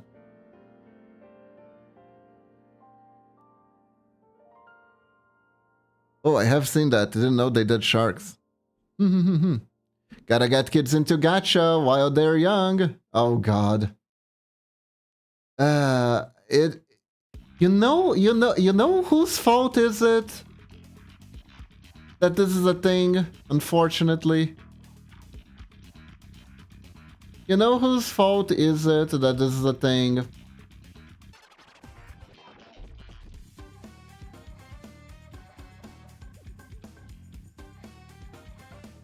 It is unfortunately YouTube's fault. It is absolutely YouTube's fault.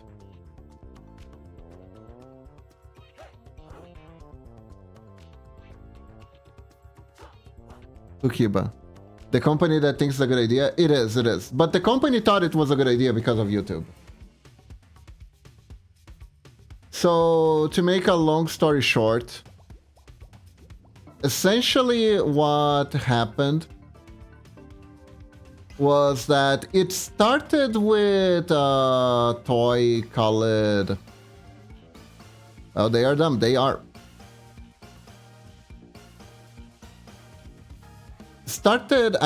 There was this guy who wanted to do like a line with like... I don't know, it's like these dolls, right? These gacha dolls. And basically what they did with the gacha dolls was... how do I... Hold up, let me put my thoughts into order properly, so they had the gacha dolls. When you clip something, you know how it generates random words in the clip link? Yeah.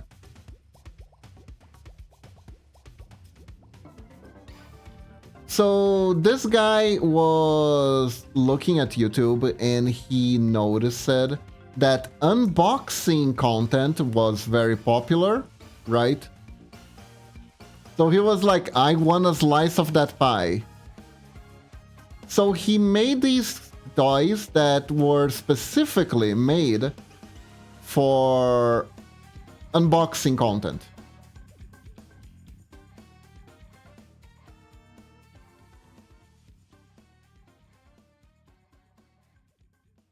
Yeah. It was like Dolly Pop or something like that, the name, I think.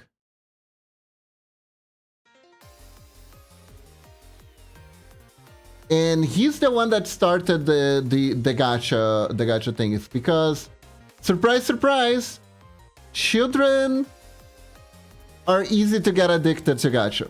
Children are very vulnerable to gachas. So the whole thing with the rarity and the chase dolly and whatnot, this was all that guy's fault. He basically normalized it. Created a very exploitative toy and managed to normalize it.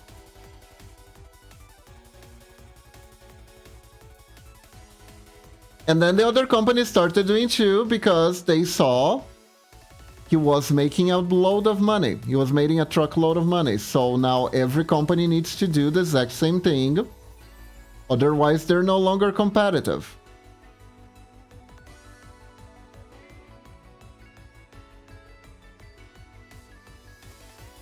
So yeah, that's how it all started basically. That's why now you enter a toy store and all you see are gacha.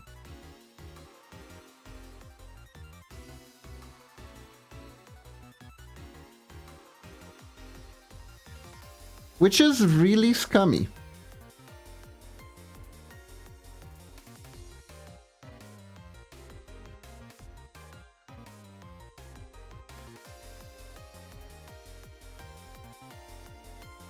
Yeah, I think we're good. Right, can I accessory, can I hand?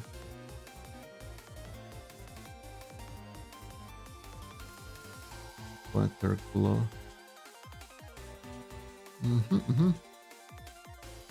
Oh, hold up. I need to sneeze.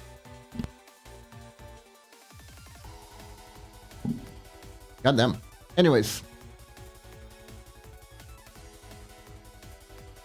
So I am losing myself. Where are the thingies? Thingy L.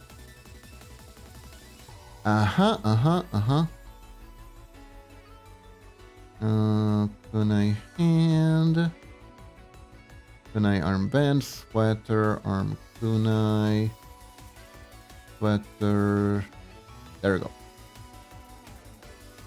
So I just take this one. Yeah, but that's why that started. And unfortunately, it works very well. I had a little niece. I have a little niece. She's not as little anymore. She grew up a little bit. She's into Danganronpa now. But anyways, she was crazy for this little toy. She wanted all of them, you know.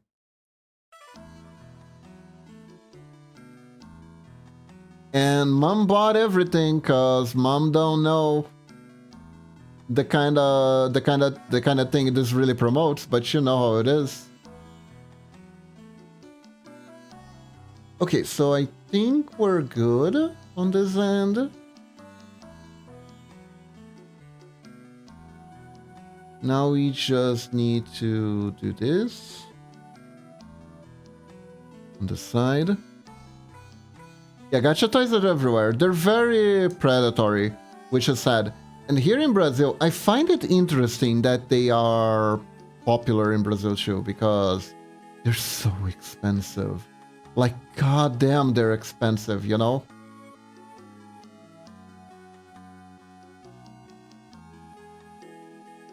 Not that I fell for one. Couldn't be me. Yeah.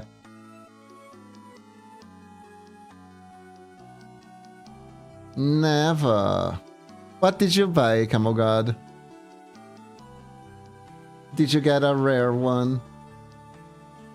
The sad thing about the gacha games and booster packs and all that is that the rarity is essentially bullshit.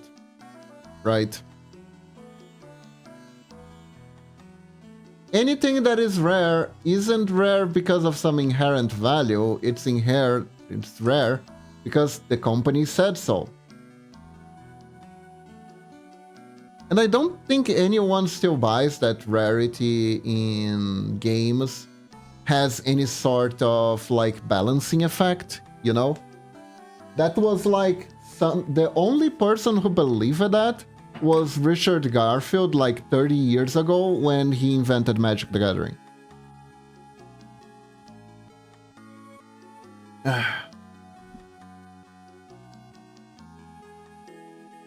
And that was mostly naive on his part.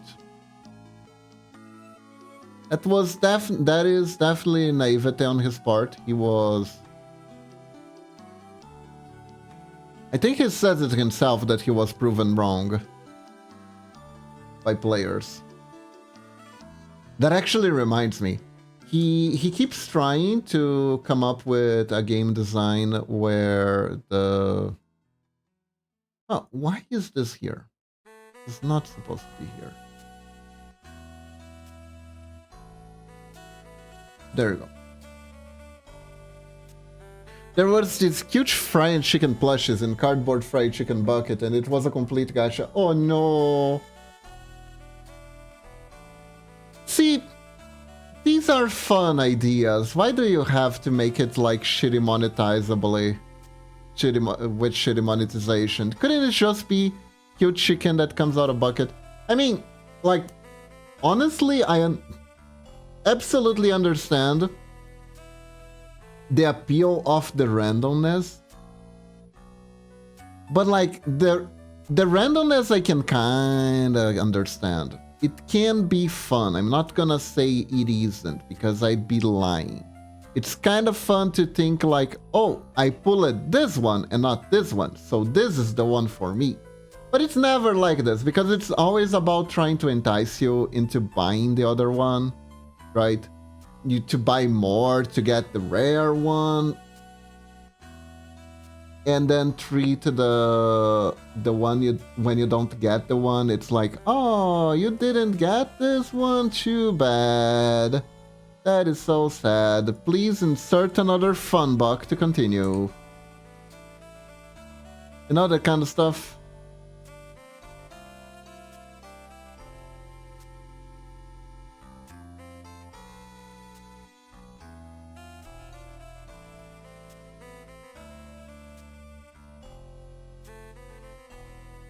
Cause like, I remember I had a phase when I tried to get into gacha games, right? Claw machines were absolutely rigged gachas. They absolutely are. They absolutely are. Did you know that actually some guys got actually got sent to jail for having rigged claw machines here in Brazil?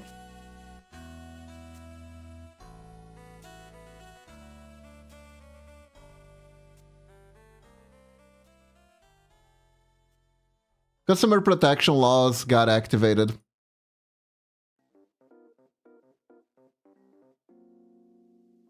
Okay, this is fine. Let me check if the...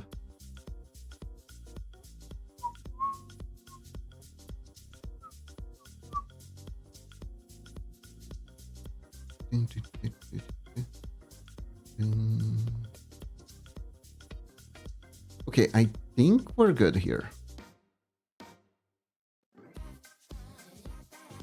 I don't think that would ever happen here. Yeah, like there was proof that it was ripped. It was a ripoff because like the claws were purposefully weakened to the point where they couldn't actually grab anything. So the way that it worked, right? It was a very, very sneaky way that they did. They made it so the claw would be weakened 4 out of 5 tries. So really, the claw only even had the potential of actually catching something once every 5 tries. So that the person who was trying would have to spend a minimum amount before they could actually grab something with a claw.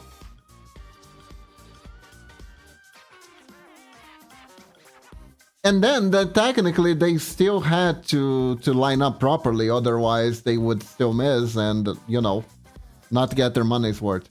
So it was definitely meant to optimize profits, right? And the guy got caught. It was considered a violation of... it was like considered that it was promoting gambling. It was a violation of customers' rights.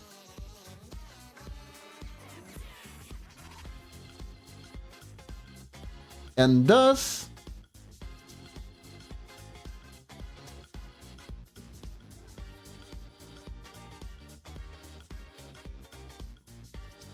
they got arrested.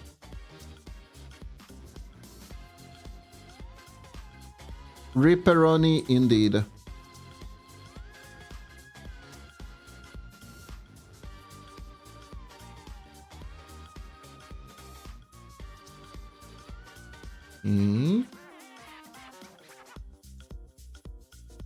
Shoulder fine. Point armor band. Ah, there it is. There it is. No, this one.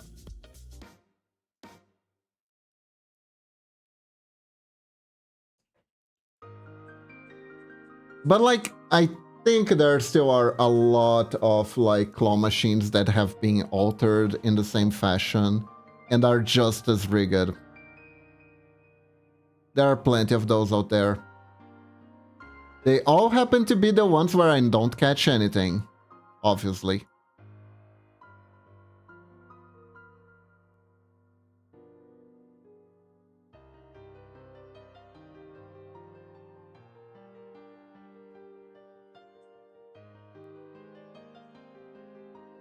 But some are just flimsy in general, you know?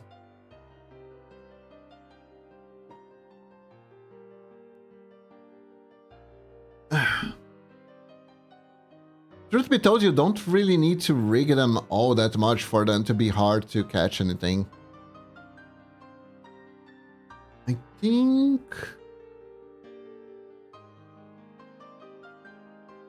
Okay, so I believe I am actually... What is this layer that does nothing? Let's delete this layer that does nothing. I think that I am actually done. I can't delete this layer that does nothing. Interesting. Anyways.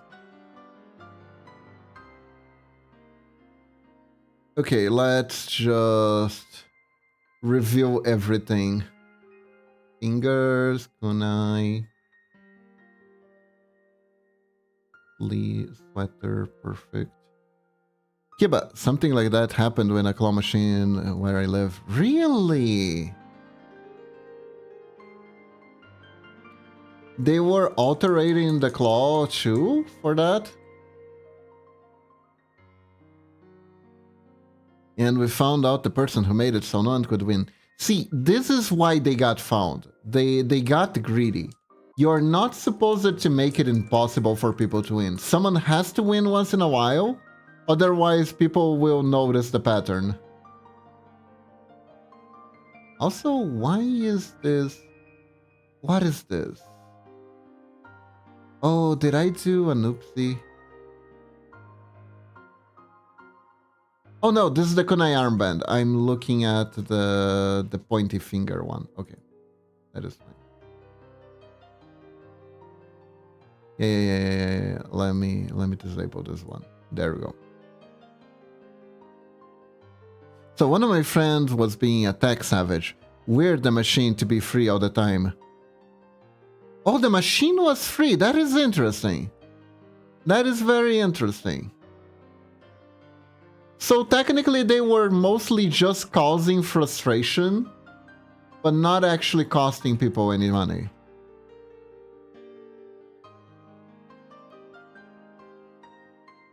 He made it that way? Ah, I see. Okay, so that is technically not a crime if it's free. It's just a prank, bro. Like a very nasty prank, but just a prank, bro, regardless. Ah, wire the machine. I see.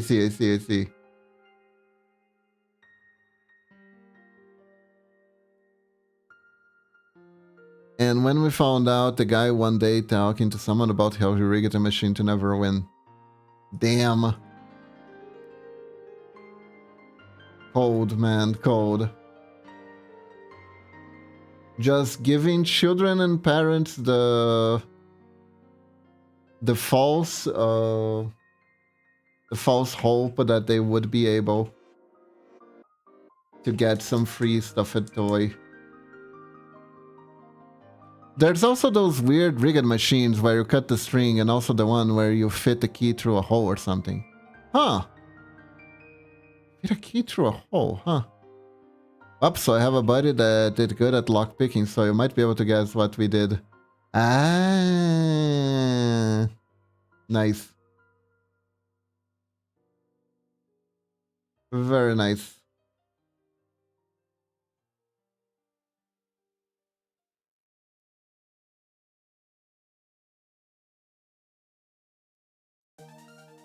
Justice for claw machine, kids. 2 days later, the machine was gone. I wonder why. I wonder why.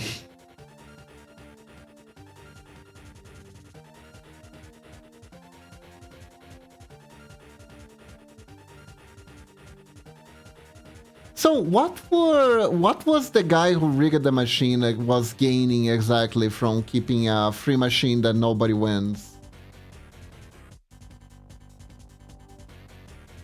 That's the part I don't quite get. The machine was paid? If the machine was... My buddy made it so it was free. Ah, okay. That's cool. You know something. There was something weird like that. Where I live when I was little, right? My local mall had an arcade with a claw machine. Ah, okay. Now I got it. I got it. You did the Robin Hood thing. Good job.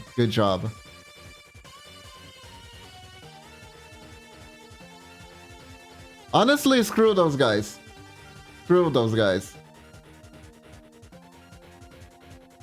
Making people waste time and money.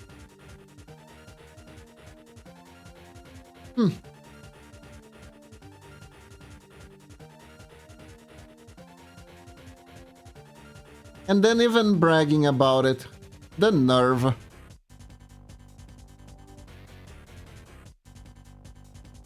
But to be fair, we watched one day about 8 kids try to get one plushie and fail 8 times. Goddamn. $1 a play? Oof. Cold.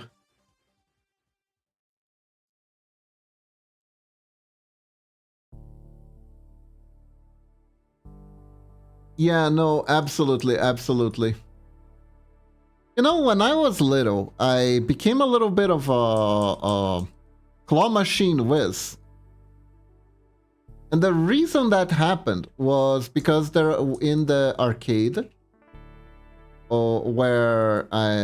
the arcade of the local mall, right?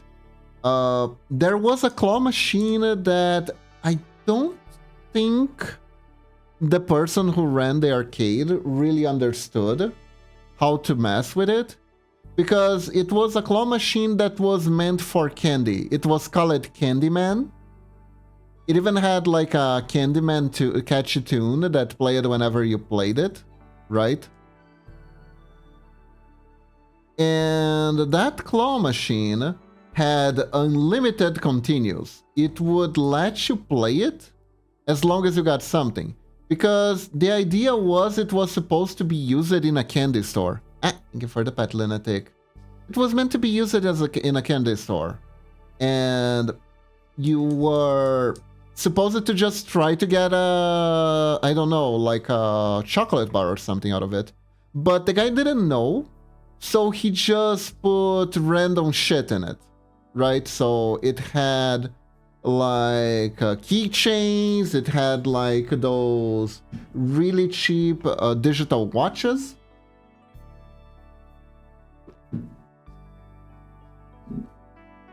Right? Thank you for the pet, lunatic.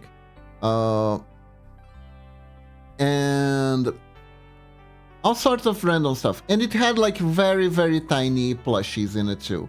They were really, really cute. I like them. I like them a lot.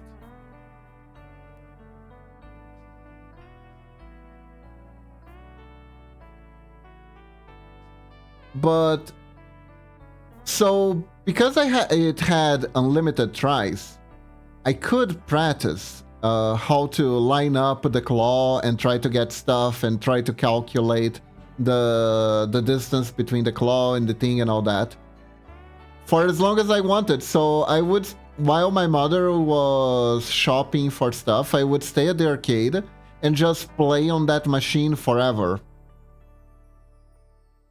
And it was actually a little bit of a training arc for claw machines. So unfortunately, I'm not as good as I once was. But if the machine isn't rigged, I have a good amount of confidence that I can probably get the plushie. The last plushie I got was when there was this official, like a themed attraction on the mall for Angry Birds. And they had this claw machine where you could get the birdies. You know, the birdies are very round. So I managed to get the main Angry Bird for Momochi, which is still chucks on my head to this day, which was so the best decision of my life.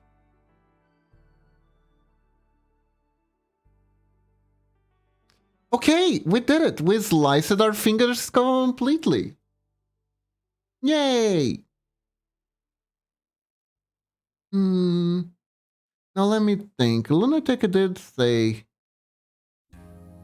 that one thing that we could do was with this the point one, that if I wanted, I could like made side to the fingers. So if like the model turns, right? We could have some 3D where the finger appears to be pointing a little bit to the side, which is interesting. But the more I think about it, I don't know if I want that, because I want the finger to point straight, right? I don't want the finger to point a little bit to the side or a little bit to the other. I think the finger pointing straight, judgingly, right at your face, is much funnier for this redeem.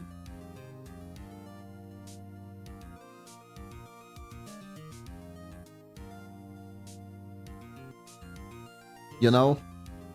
Hey, Lunatic, I was just talking about what you said about putting the side finger thing. I am not sure if I want to too much, because I want the finger to always point straight at the screen with this redeem, you know? With this. So I don't know if the effect would be as good as Momochi's shotgun.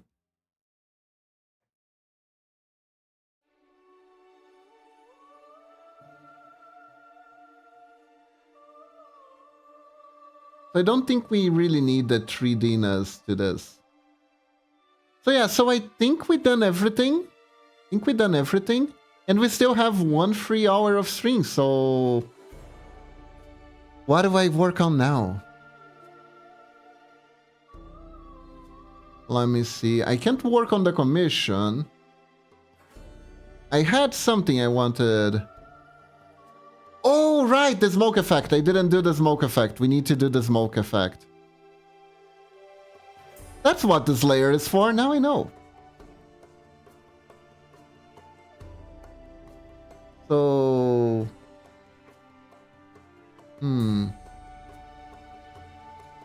Lunatic, I have a question.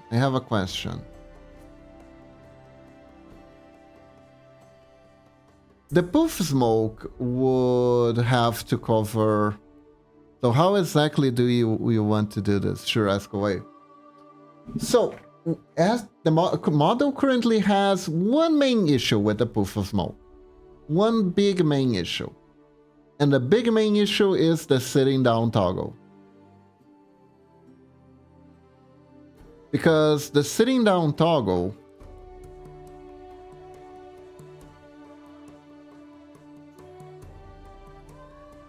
cuts it in half.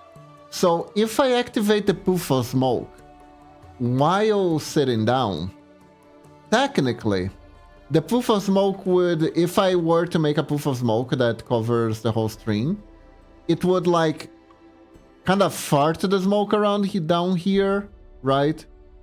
I don't know how much, it doesn't affect as much if I'm on stream sitting like this, right, on the edge. But like if I'm in the middle or anything like that, it would probably be pretty awkward. So I don't know if it's worth making 2 puff of smokes Or if like I can make so that it changes the initial position of the smoke. Ah, okay. That is good. That is good. If that can be made, then there is no issue. There is no issue. Okay, so I think I am going to enlarge the file a little bit so we can fit the smoke better, the smoke effect better, so it's more natural. So just to make sure that I am increasing both sides proportionally. There we go. I think this is good. I think this is good. My idea is to make a couple smoke poof effect clouds, and I move and scale them for the animation. Right. So basically I would make the smoke poof.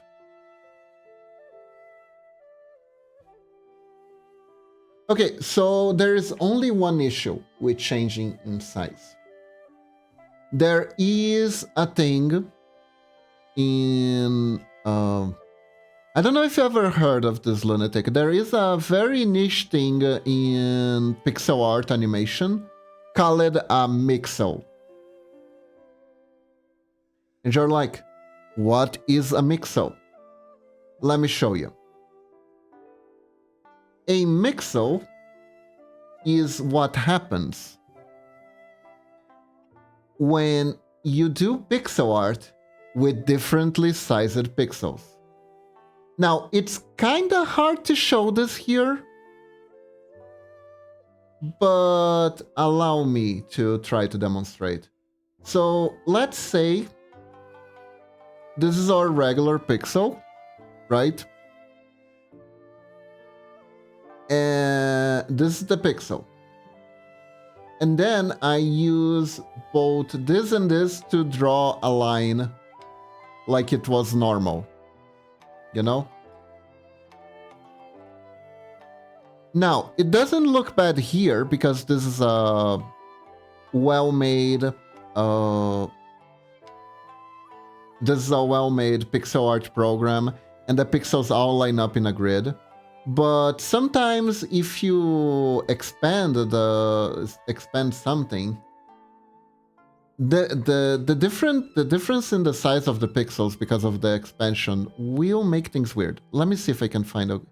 Hold up, I think I have a good example. Let's take the finger. Let's take the finger. Did we take the finger? We did not take the finger. We took the wrong thing. Where's my finger? There's my finger. Okay, so let's take this finger. And then let's resize it. Like this. And now I have increased the size of my finger. And I'm just gonna leave it like this. This looks odd, doesn't it? This looks very odd. That is because I'm giving you the impression of the mixel.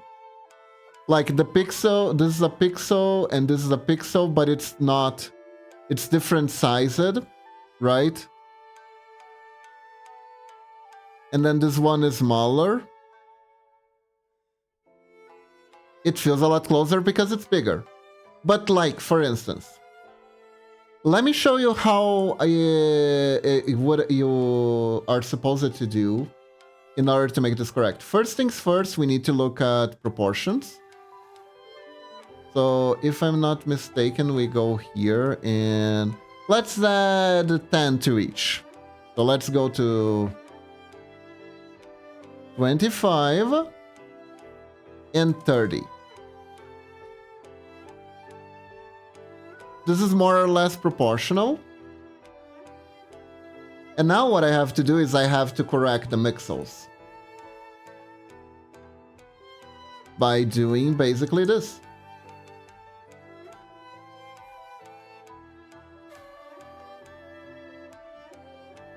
Clear the things that are wrong. Add up.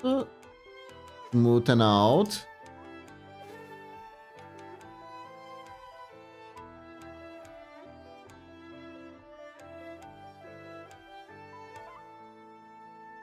Take the shading. Do a little bit like this, a little bit of this, add the proportionality back.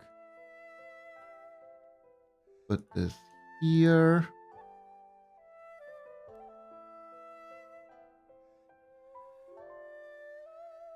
Like, old games did this every so often. But it wasn't a thing that like looked very smooth, you know, if you want to be smooth about it. There. Now it still looks closer, but it fits the rest of the drawing much better, doesn't it?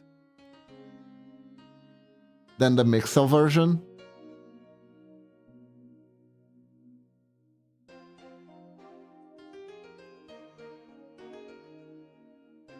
Of course, I did this like very rushy. There are a few extra things I would do to make it a little bit better.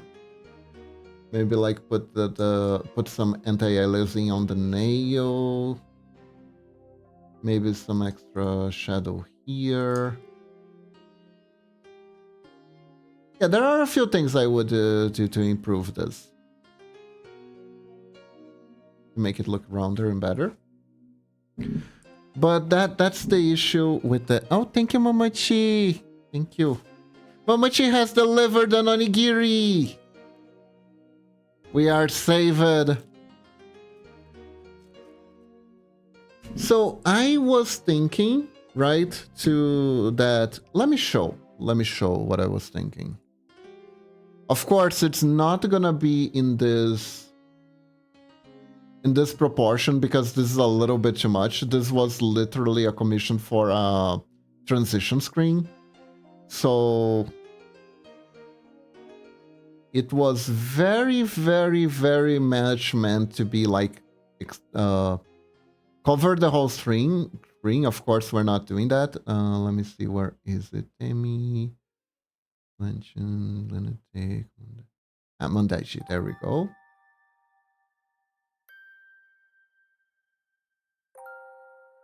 So, in which case, let's have like small, medium, small clouds, which can use to move around and stuff, and also maybe the first 2-3 frames of initial smoke bomb. Let me show you what I'm thinking for the puff of smoke. It is like it is on a much more contained scale. 3, 2, 1, there you go.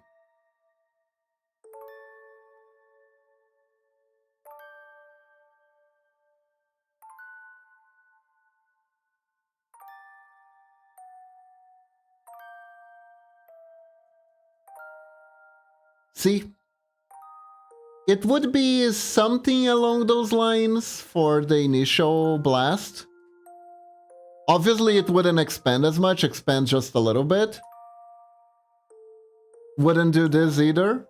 But like, after the initial expansion, you start to put the dispersal. You make the dispersal effect. And then you disperse it a little bit until it's gone.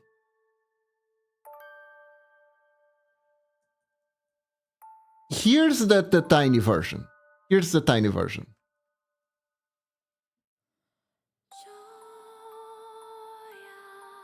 This is possible to do bigger too, in very few frames. See? I was thinking something along these lines.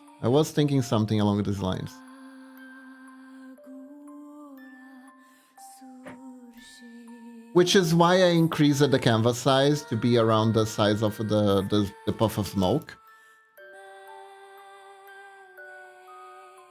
So I do want to know your technical know-how, if it's possible to add animation in frames like this for the smoke bomb. It would be one of those cases where I do the whole animation and you just have to insert it painfully on the live 2D. If you don't want to do that because it's a lot of work, I absolutely get it. It was just an idea. We don't have to go through with every idea that we have, right? If it sounds like a pain for whatever reason, it's also fine for us not to do it.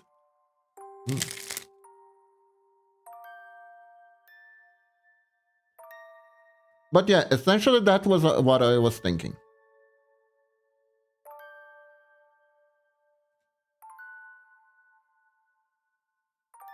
Also, if you want to limit how many frames I should do this, so it's not too much of a pain on your end to do it.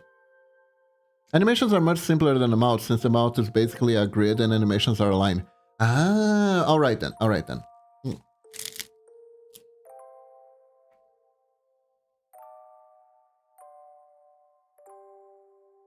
So this means we can go a bit nutty. Good to know, good to know.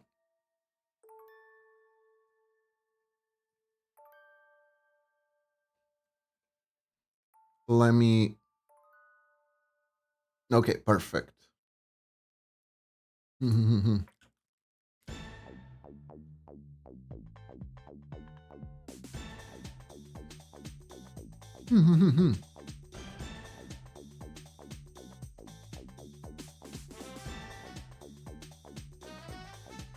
So essentially, we don't need to drop any bombs.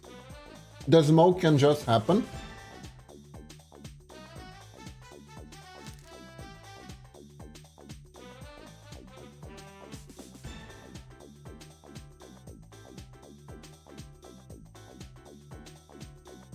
After all,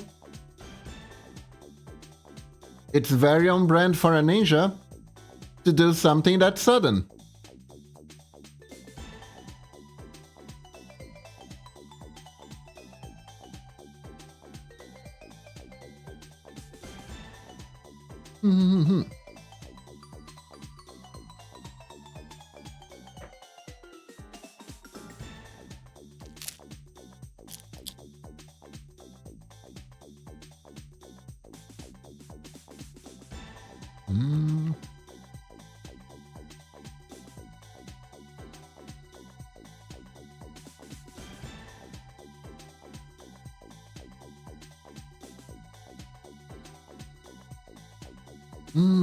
Delicious.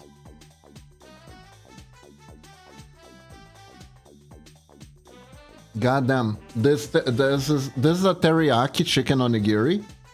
It is very good. It is very good.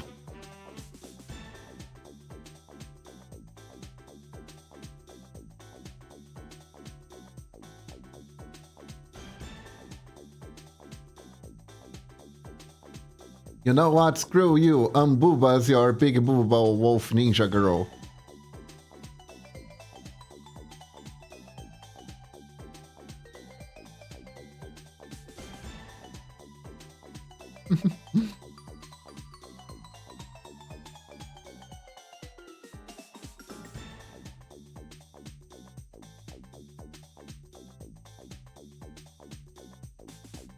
Okay, so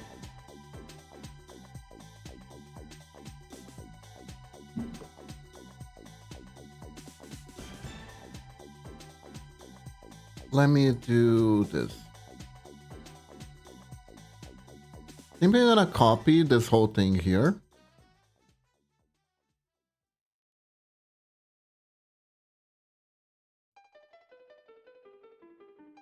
Put it over here so we can make the animation. Although theoretically, right?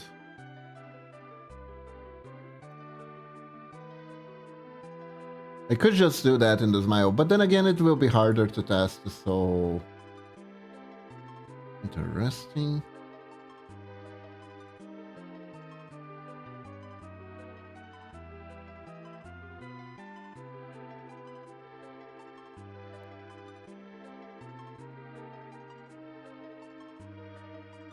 Oh yeah, so my thought wasn't to have like an actual smoke bomb. My thought was to have it poop up from the ground. Ah, yeah. That is a good way for the animation to work.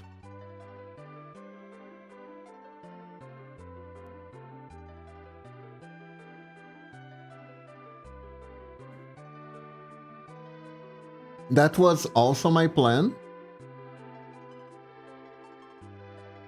Since this is a big sprite, maybe making the smoke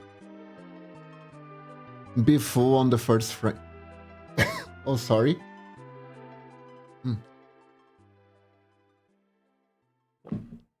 Ah.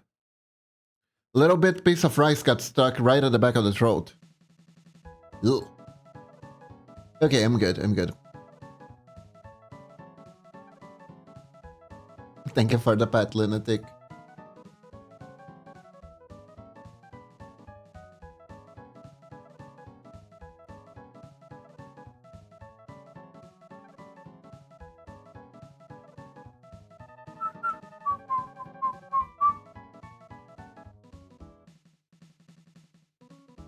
Man, yeah, on yesterday's stream, Shat said something that like got me really, really concerned. You know, just absolutely worried. They put Mai Shiranui in Street Fighter, but people don't know that her style is based off flying squirrels. What were they doing with the translation of her attacks? Is it not mentioned? Her main attack is the flying squirrel dance. How are people not aware of this? This is so important for her character.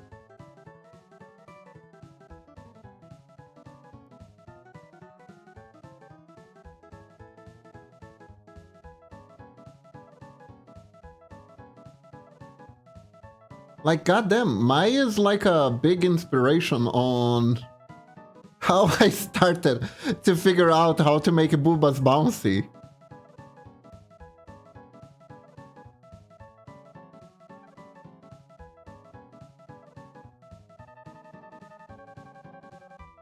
She was a starting point.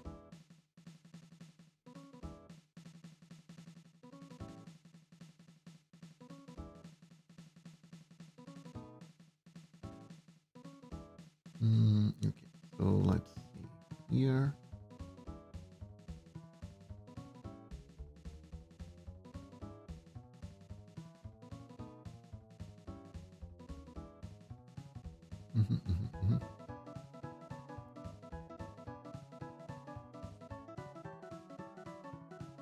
Also, it's funny that Mai was put on Street Fighter, but also makes a ton of sense because her franchise is, if I'm not mistaken, her franchise is connected to Streets of Rage, and Streets of Rage was actually the franchise that came to continue what the first Street Fighter game started. Did you guys know that? Did you guys know that these three games are actually connected to each other? It's true. They are. Even though technically Mai is SNK property, not Capcom property, I believe they all started in the same place.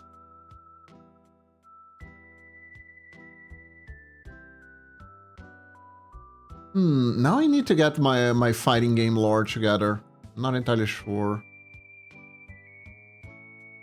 Also, I should probably have done this symmetrically. It would have been a lot better. Hold up, let me restart.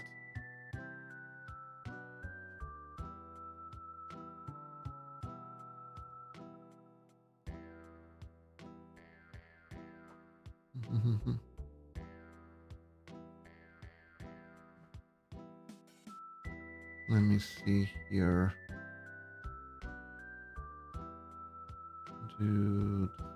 Here. It might be better to have them like individual different clouds. So we make individual clouds.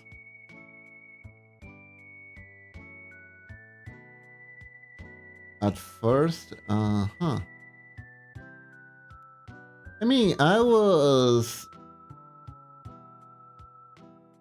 You know how I overlapped then with the naked... How I overlapped then with the naked cloud toggle? Ah, yeah. I remember. But the idea of the smoke is to cover the body entirely, right?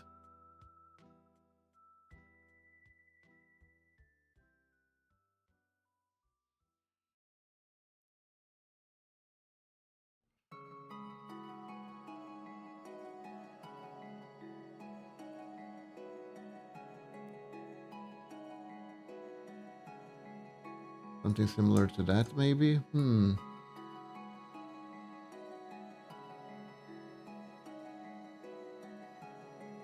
Yeah, the thing about these cloud animations is that they never look good when I get started on them. I'll be very real.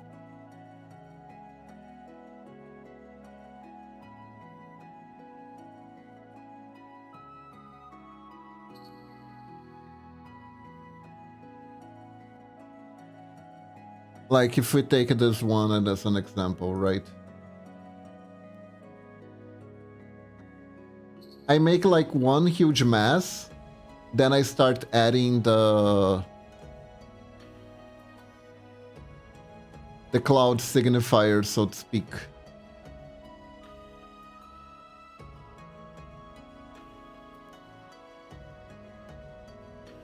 Does take a while though, not gonna lie.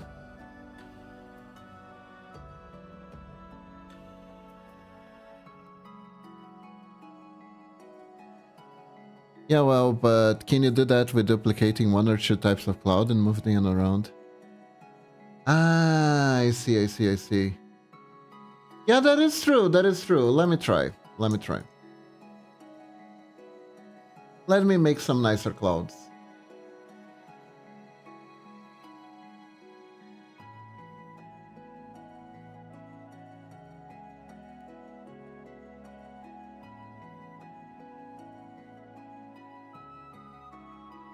Something like this, maybe?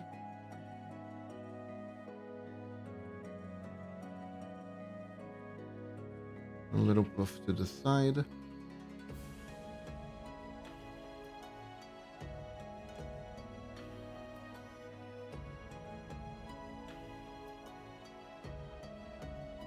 Then we add some we add some weight to it, add some shadow. Now we have this.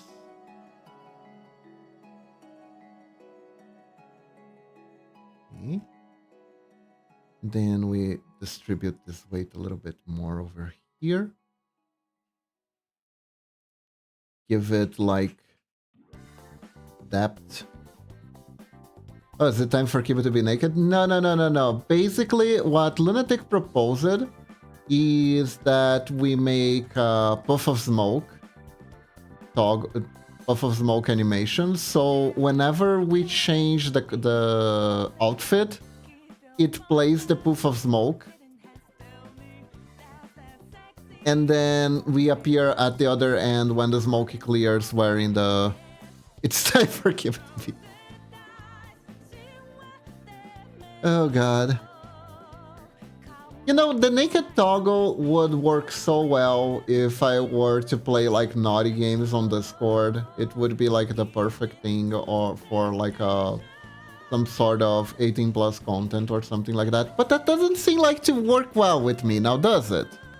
I don't have a lot of luck trying to do something like that. Don't really get that lucky.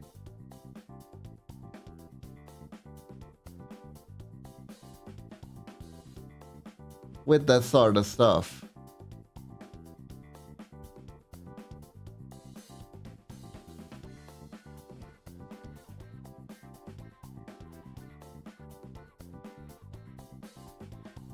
Now, do I?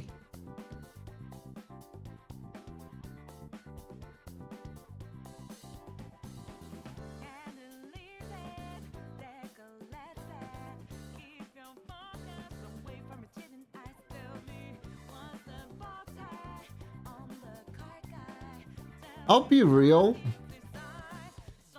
And I'll be real, like that last one that didn't work out very well, the card game one. Honestly, the actual graphical content wasn't like too bad, but the context in which it was put in,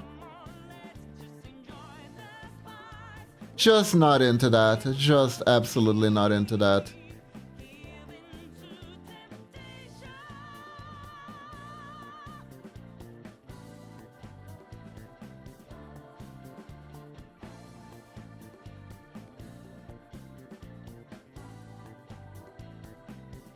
Like, the game was... I don't know if the game baited me into caring about the well-being of the girl, right? Or just the fact that it didn't seem like she was in on the fact that this was an eroge or something like that. Given to temptation.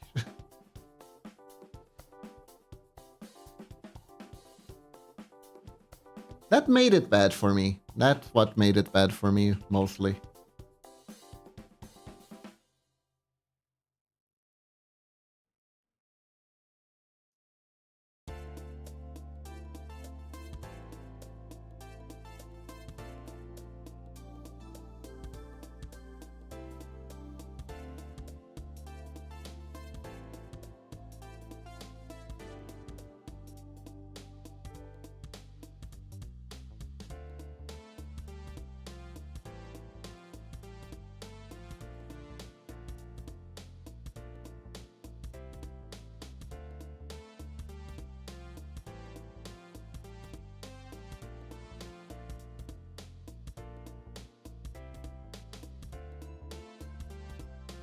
It feels like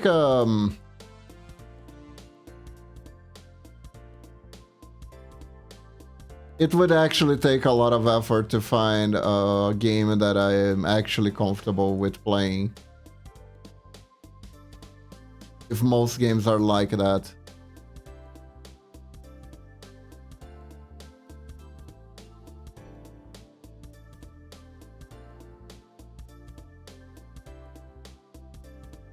Other than that, I wouldn't know what to do with a naked toggle, honestly.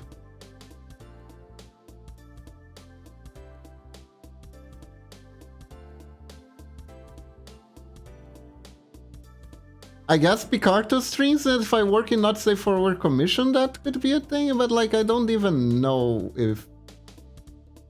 how the hell that site works.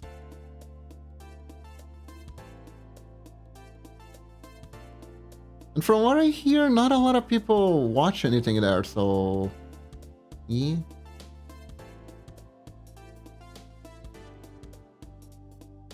Eh?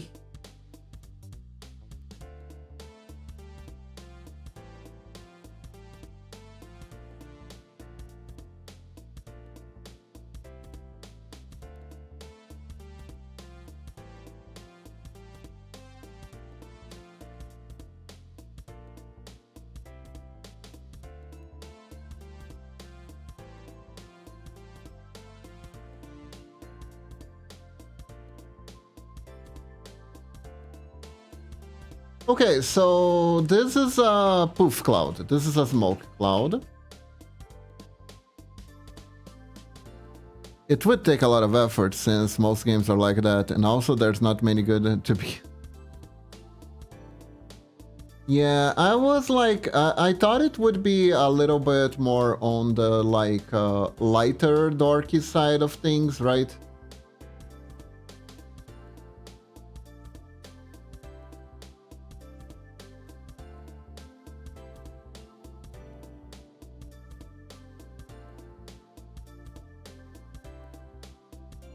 Poof cloud, poof cloud. I'm trying to see if I can add more weight to it, but I think it's actually better if I don't.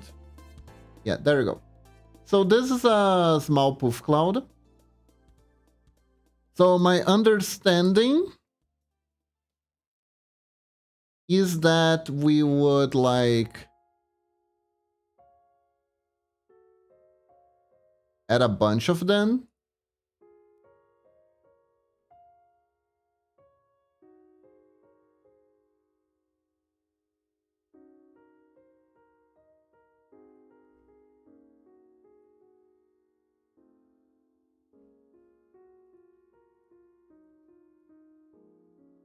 Is this what you were thinking, Lunatic?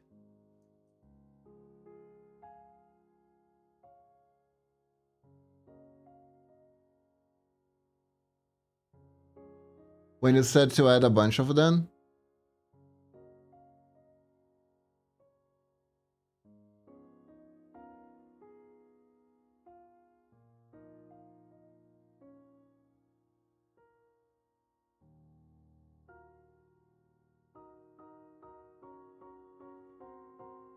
Hmm?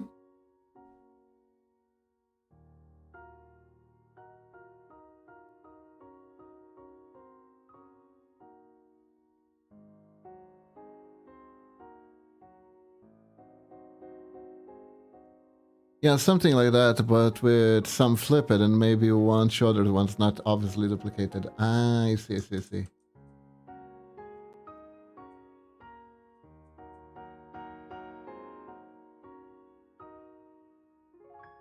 Okay, so in that case, I'm gonna make a few different ones. I'm gonna make another one then.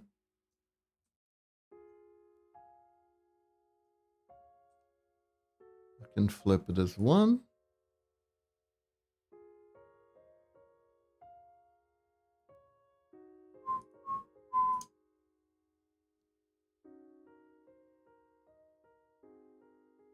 Wait, I came back. Is Kiba getting naked? I'm not getting naked. I don't want to be banned off Twitch so early. It's funny because with a male model, I could probably get my chest exposed like no problem. I've seen plenty of male VTubers who actually have toggles for that.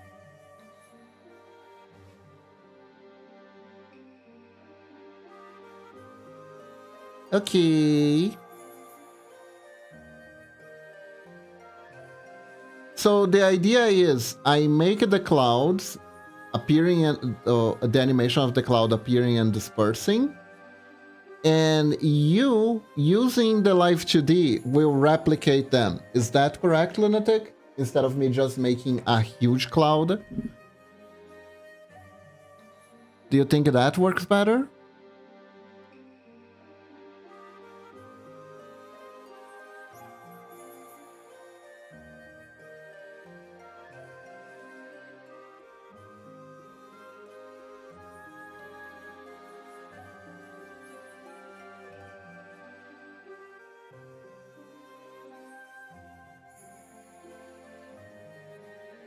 Because, like, personally,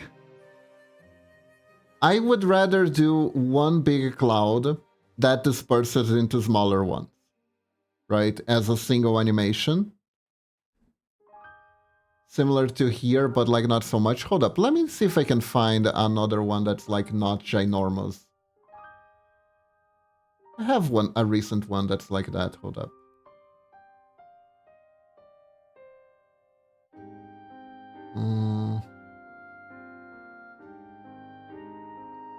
Pretty sure. Where did I put my commission open?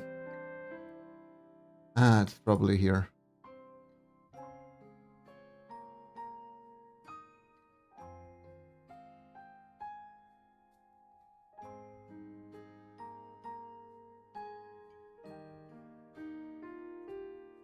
Like this one.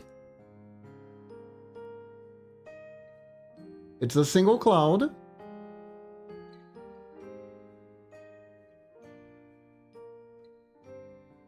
Are you sure you can just do a big version of this? Wouldn't that be just better?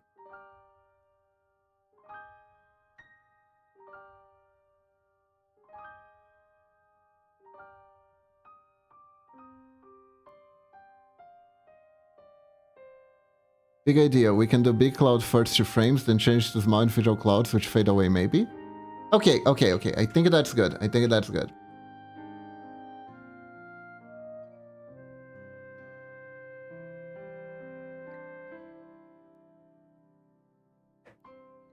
Okay. Let me do the big cloud then.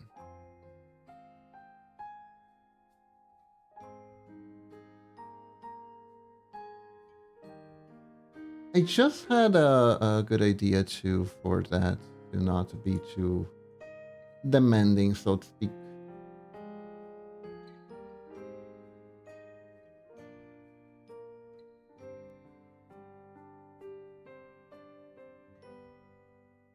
My apologies for extra work and confusion. No, it's fine. This is a learning process after all.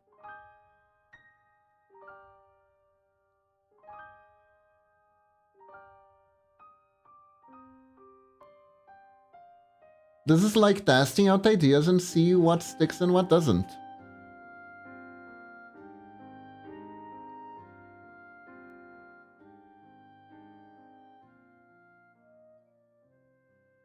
So I'll take these shapes. And I am going to overlap them. Oh, actually, hold up. Hold up. I had an idea. Check this out. Okay, so I'm gonna take this. Gonna make this mirrored here.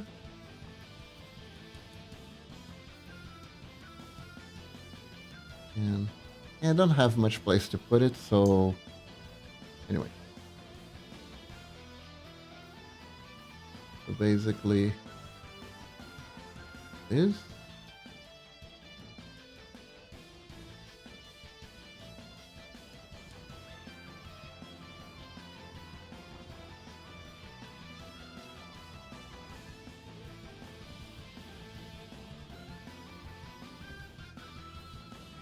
And let me put this over here.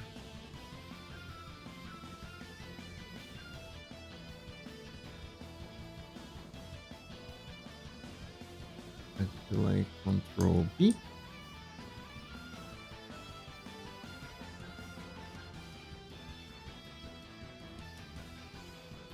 More or less like this.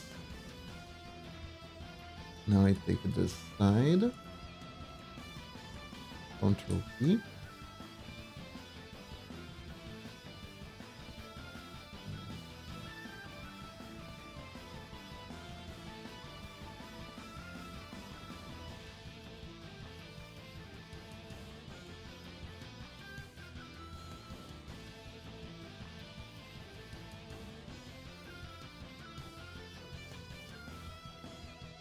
Let me take this.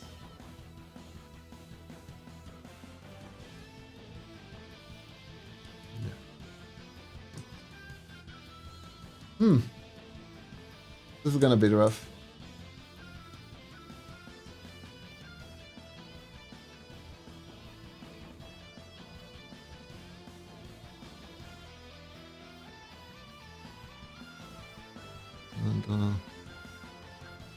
And like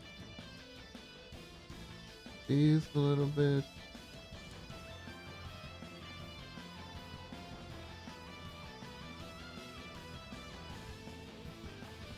And just light it in here. There we go.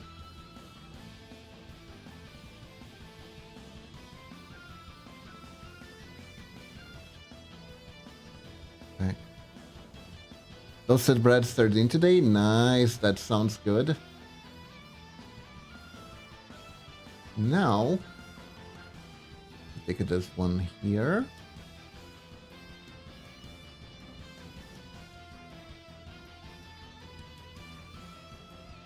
And Control B.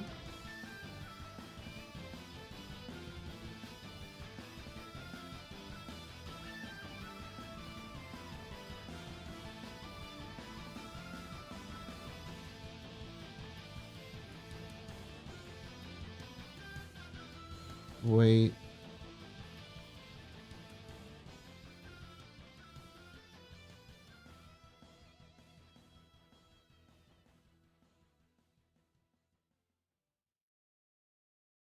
No, I think I overdid it. Hold up.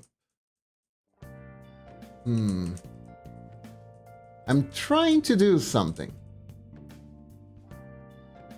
Don't know if it's working very well.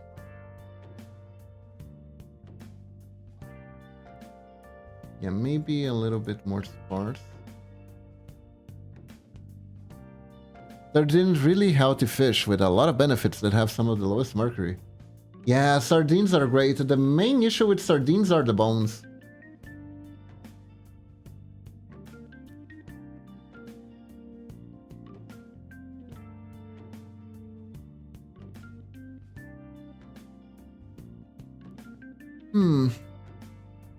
I was hoping this could somehow give me some sort of art shortcut.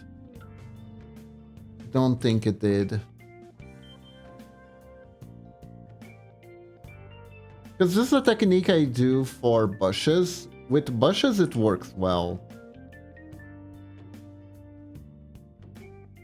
The clouds, not so much.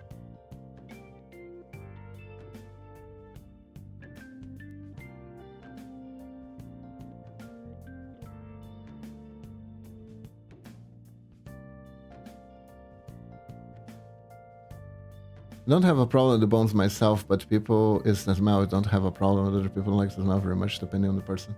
Yeah, true. It's very fishy. Some people don't actually like very fishy fish.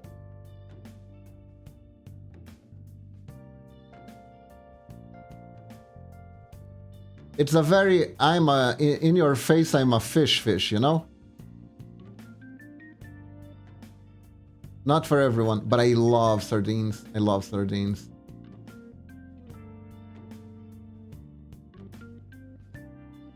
Fish indeed.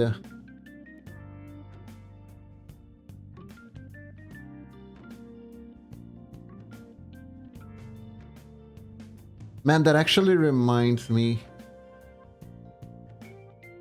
Where I live, there's this place that sells this fish that you usually can only find in the Amazon River, right?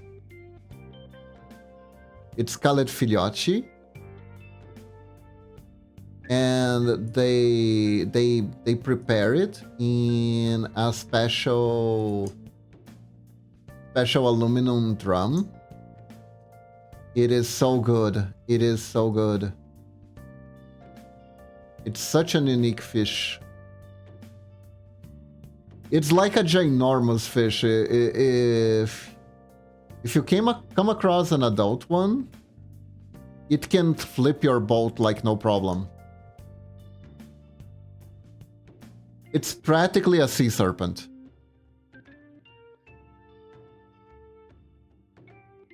But, you know, for a Sweetwater River, it's a river fish, but it's ginormous. I think it's one of the biggest river fishes there that exists.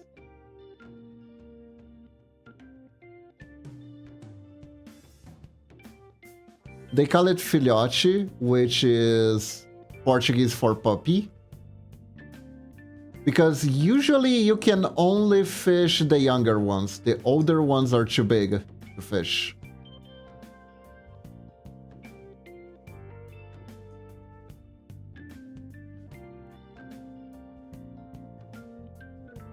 Wait, what's the current fish? We're talking about a Brazilian fish that lives in the Amazon River. Hold up.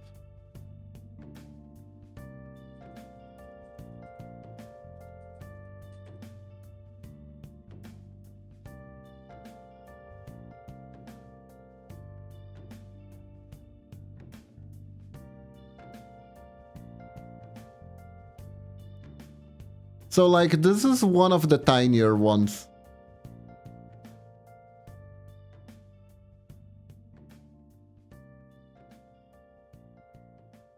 This is a tinier one. Also, hello, Demi. How are you doing? Hope you're doing good.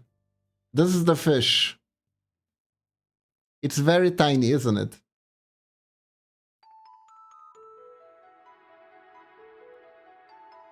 Doing good? That's good. That's good to know. Yeah. Very docile fish. Very docile fish.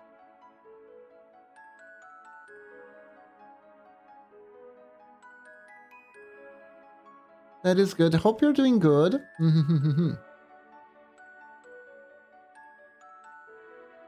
Let's see here. Da, da, da, da. Na na na na na. Na na na na na. Na na na na na. Na na na na na. Na na na na na. Na na na na na. Na na na na na na. Na na na na na na na na. Na na na na na na na na. Na na na na na na na na. Na na na na na na na na na. Na na na na na na na na na. Na na na na na na na na. Na na na na na na.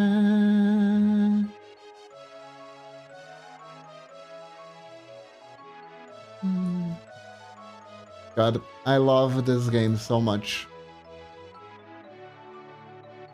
God damn, I love that game too much. It's not necessarily the most well written, it's not necessarily the best story ever. It's very cliche when you stop to think about it. But I play that game so much. It carries so much weight. Who's your favorite musician of all time? Of all time?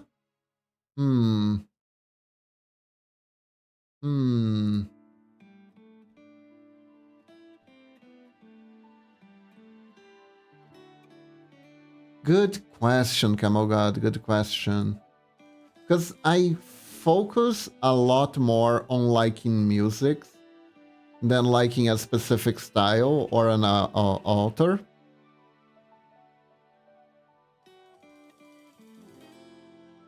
Consistently, let me get their name to make sure I name it right.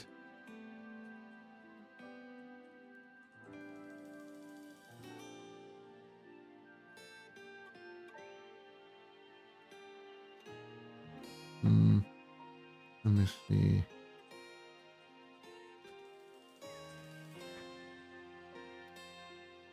Nobuo Uematsu.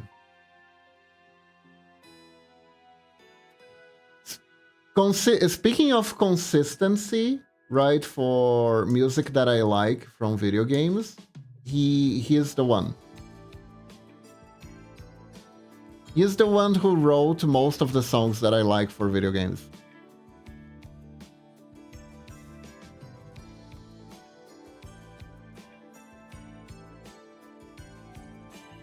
He just writes most of the Square Enix music.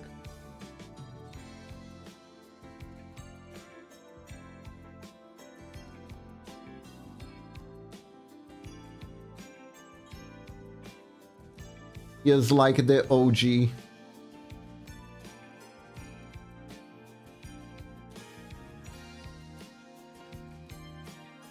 Melee is gaining a lot of points in my list, honestly.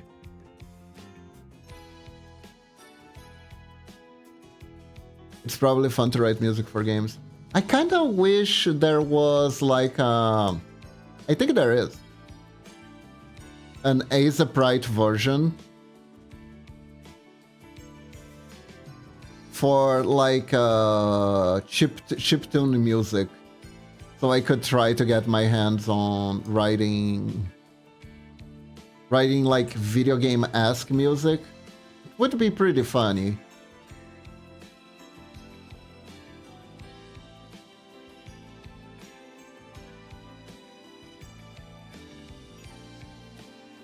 But I hear writing music is pain. And I hear it's pain for one very, very important reason. You can't listen to podcasts while writing music. It just doesn't work like that.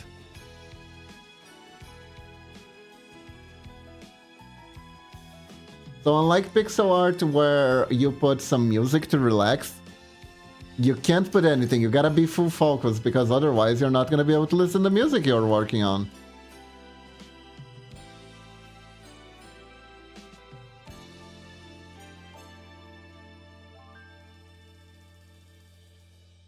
Lux out each other is impossible. It is. It's kind of like trying to write while listening to an audiobook. That one also doesn't work. Because you're like trying to think up of dialogue, the characters, and then you're listening to another dialogue. It's just a mess.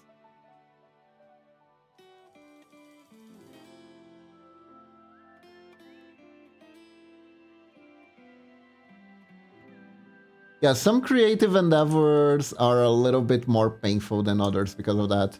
Because usually you can alleviate with music or audiobooks or stuff like podcasts or whatever. But writing and musics and like songs, you can't do that. You can't do that. You gotta focus entirely on the project at hand.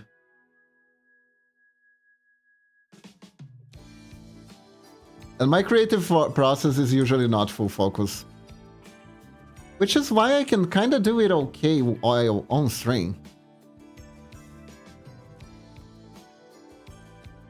Most of the time I'm like hunting down for a YouTube video that has a lot of audio content in it.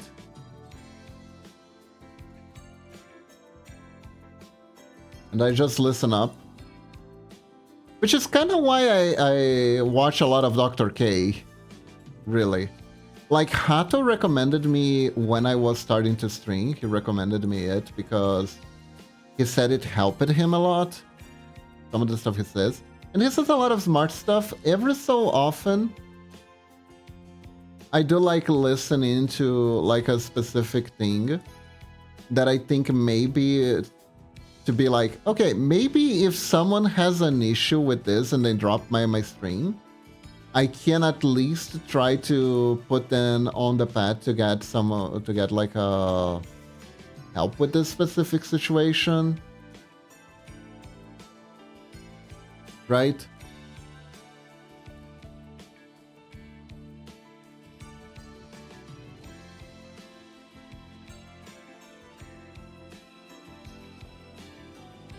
Or even if I see my friend struggling with something.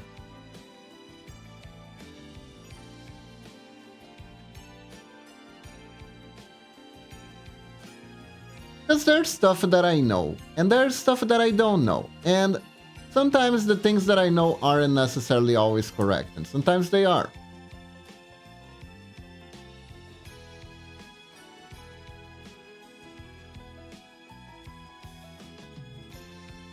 Sometimes I can help with what I know, and sometimes I can help with what I know. So, yeah.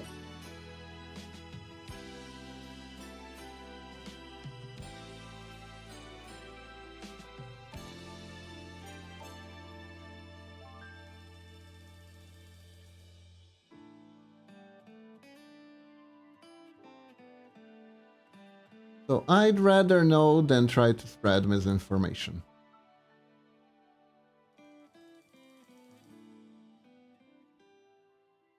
Yeah, no.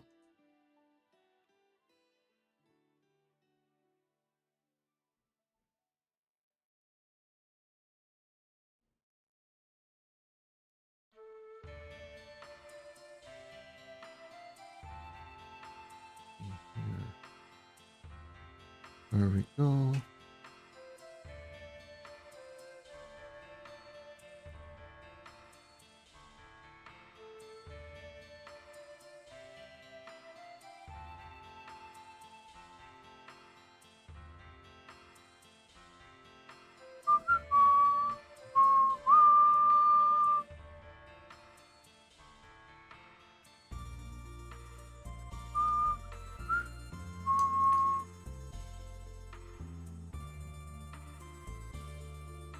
There we go.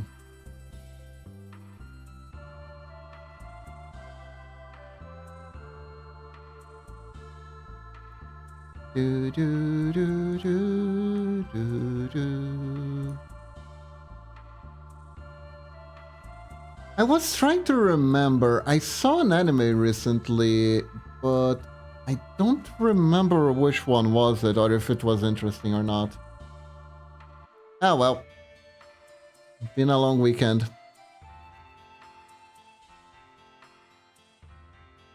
Oh yeah.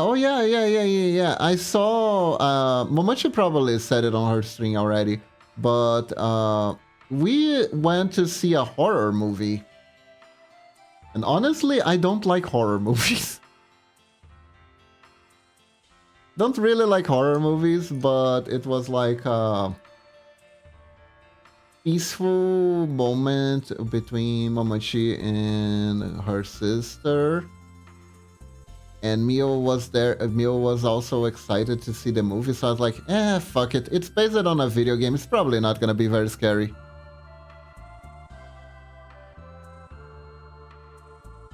So I went along with it. Wasn't very scary. It was very yucky though. Up, I'm gonna head out to sleep now. If you have a good stream, but let me know if you need anything, and I'll tell you when I wake up probably. Alright, yeah, Lunatic, thank you very much for dropping by. I really appreciate it.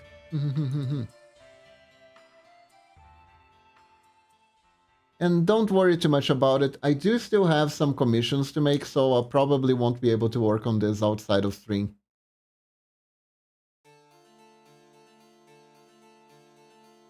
I'm okay with games because I like the stories, the story beats usually, right?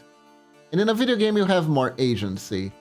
But I am also very jumpy, oh my god. I am so jumpy that I jump at things that don't scare me. I'm not actually afraid, but I jump regardless. It's very weird.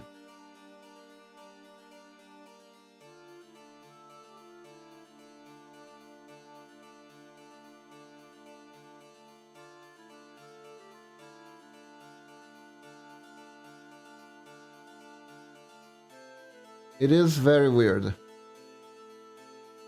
Is that the wolf in you? Maybe, maybe.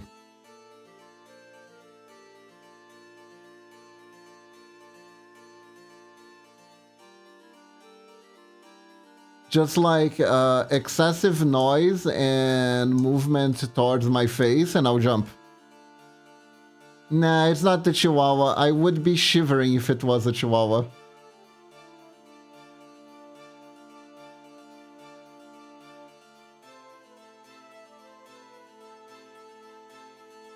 Mah.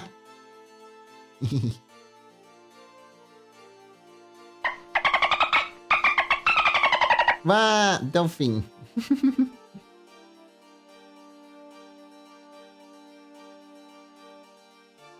Also, I think that people who have the reading alert for like horror noises in their stream are crazy.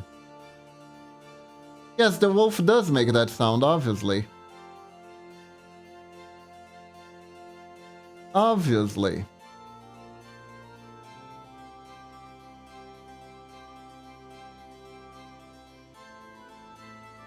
That is indeed a wolf noise. 100%.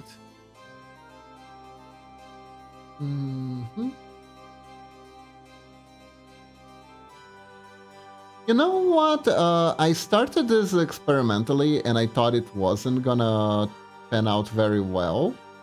But now that I am editing it more and more, it's actually working the way I wanted it to.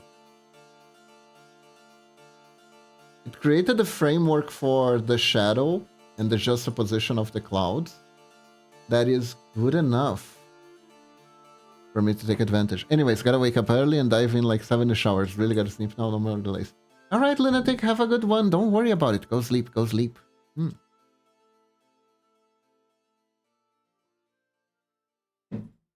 And thank you, Lunatic. Thank you again for helping make this.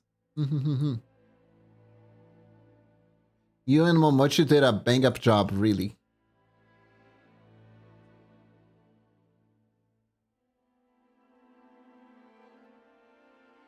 So yeah, have a good night, have a good night, have a good sleep.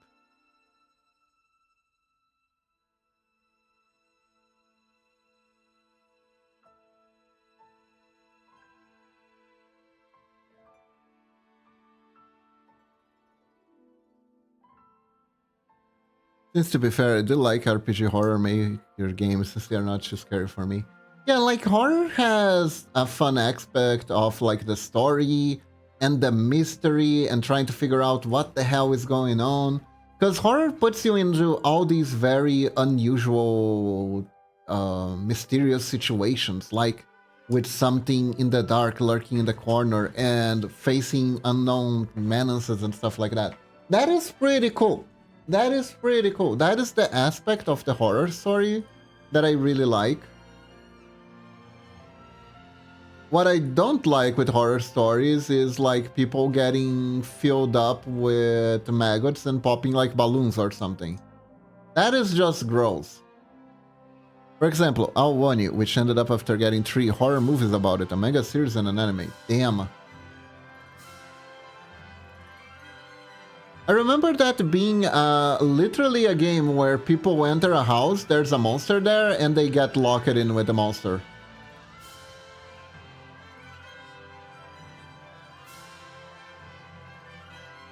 And the monster has kind of a goofy look to him.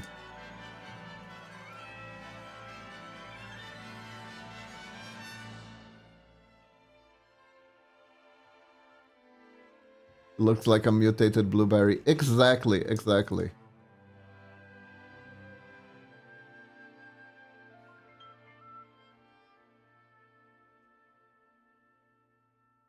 But he pops out of nowhere.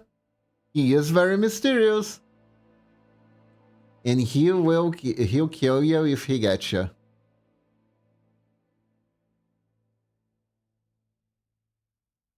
I remember like one of the most gut-wrenching horror games that I ever played was Corpse Party. Corpse Party can be very traumatic.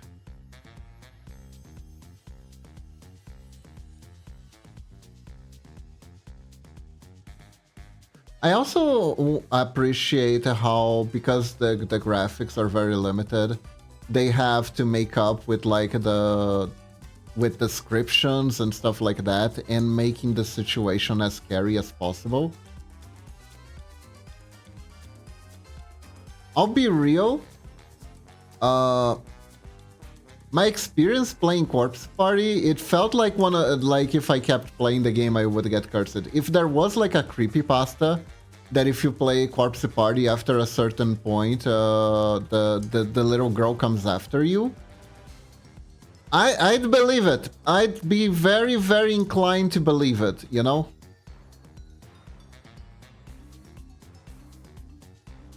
It would be very believable, just saying.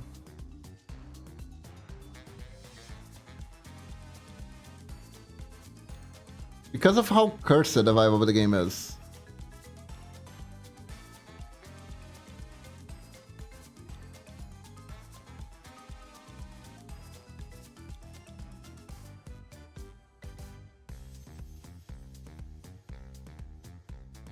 I should have played some RPG horror maker games. Yeah, me too, me too. Although I do think some of them are still very fresh in my head. Mad Father was a good one too.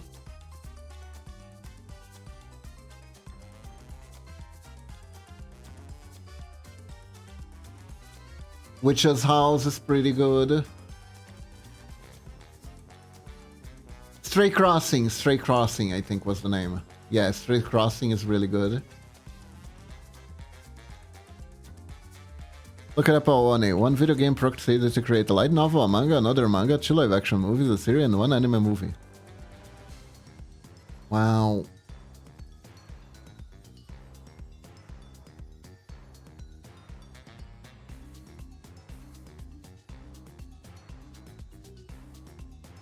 Some of them are like complete edge fests, of course.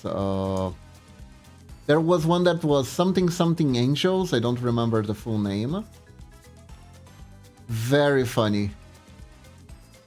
Some of the horror games are funny though, I gotta say. They're not meant to be funny, they are kind of funny to me. It was something like Fallen Angels or something like that. It had a very, very edgy, dramatic name, essentially.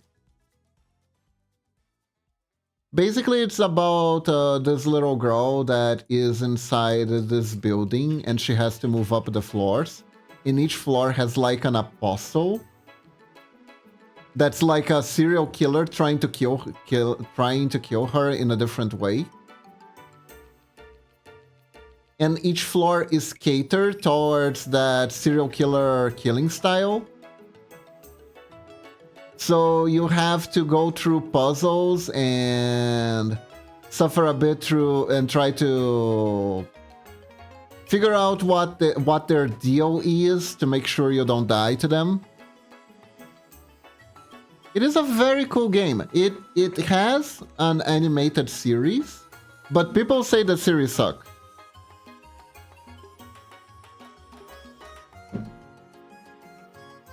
And honestly, I understand it. Like though the anime series, they did burn the anime series a bit too much.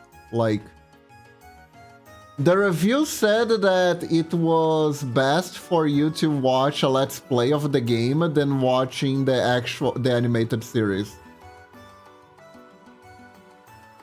Which is kind of a hilarious take.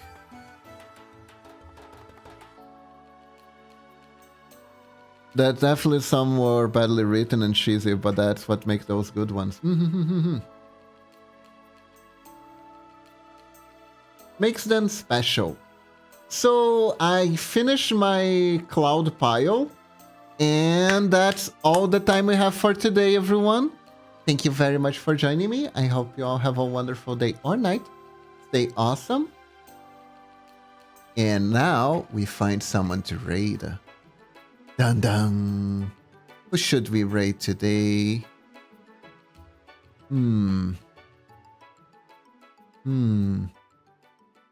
There's a lot of different people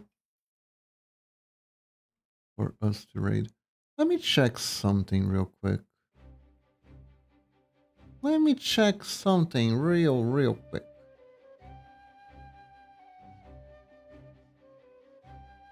Let me see who else is on today.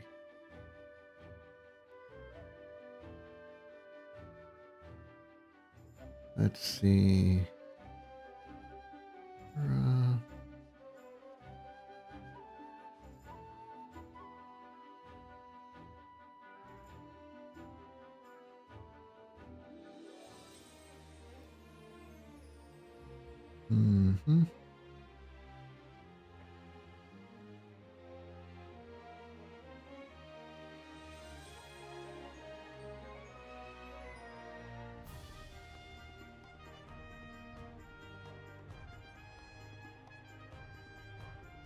Thank you very much for the stream.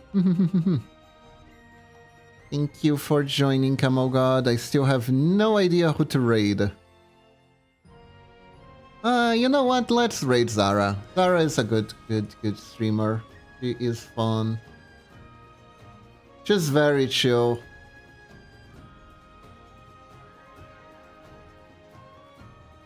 And very blue. And very cute. Emphasize how cute she is. So anyways, thank you very much for joining me. I hope you all have a wonderful day or night. Stay awesome. And remember, when in doubt, when you think you can do it, just think like a ninja. And sure you can. Bye-bye, everyone. Have a good one. Bye-bye. Bye. Bye-bye. Bye-bye. Go. Over there.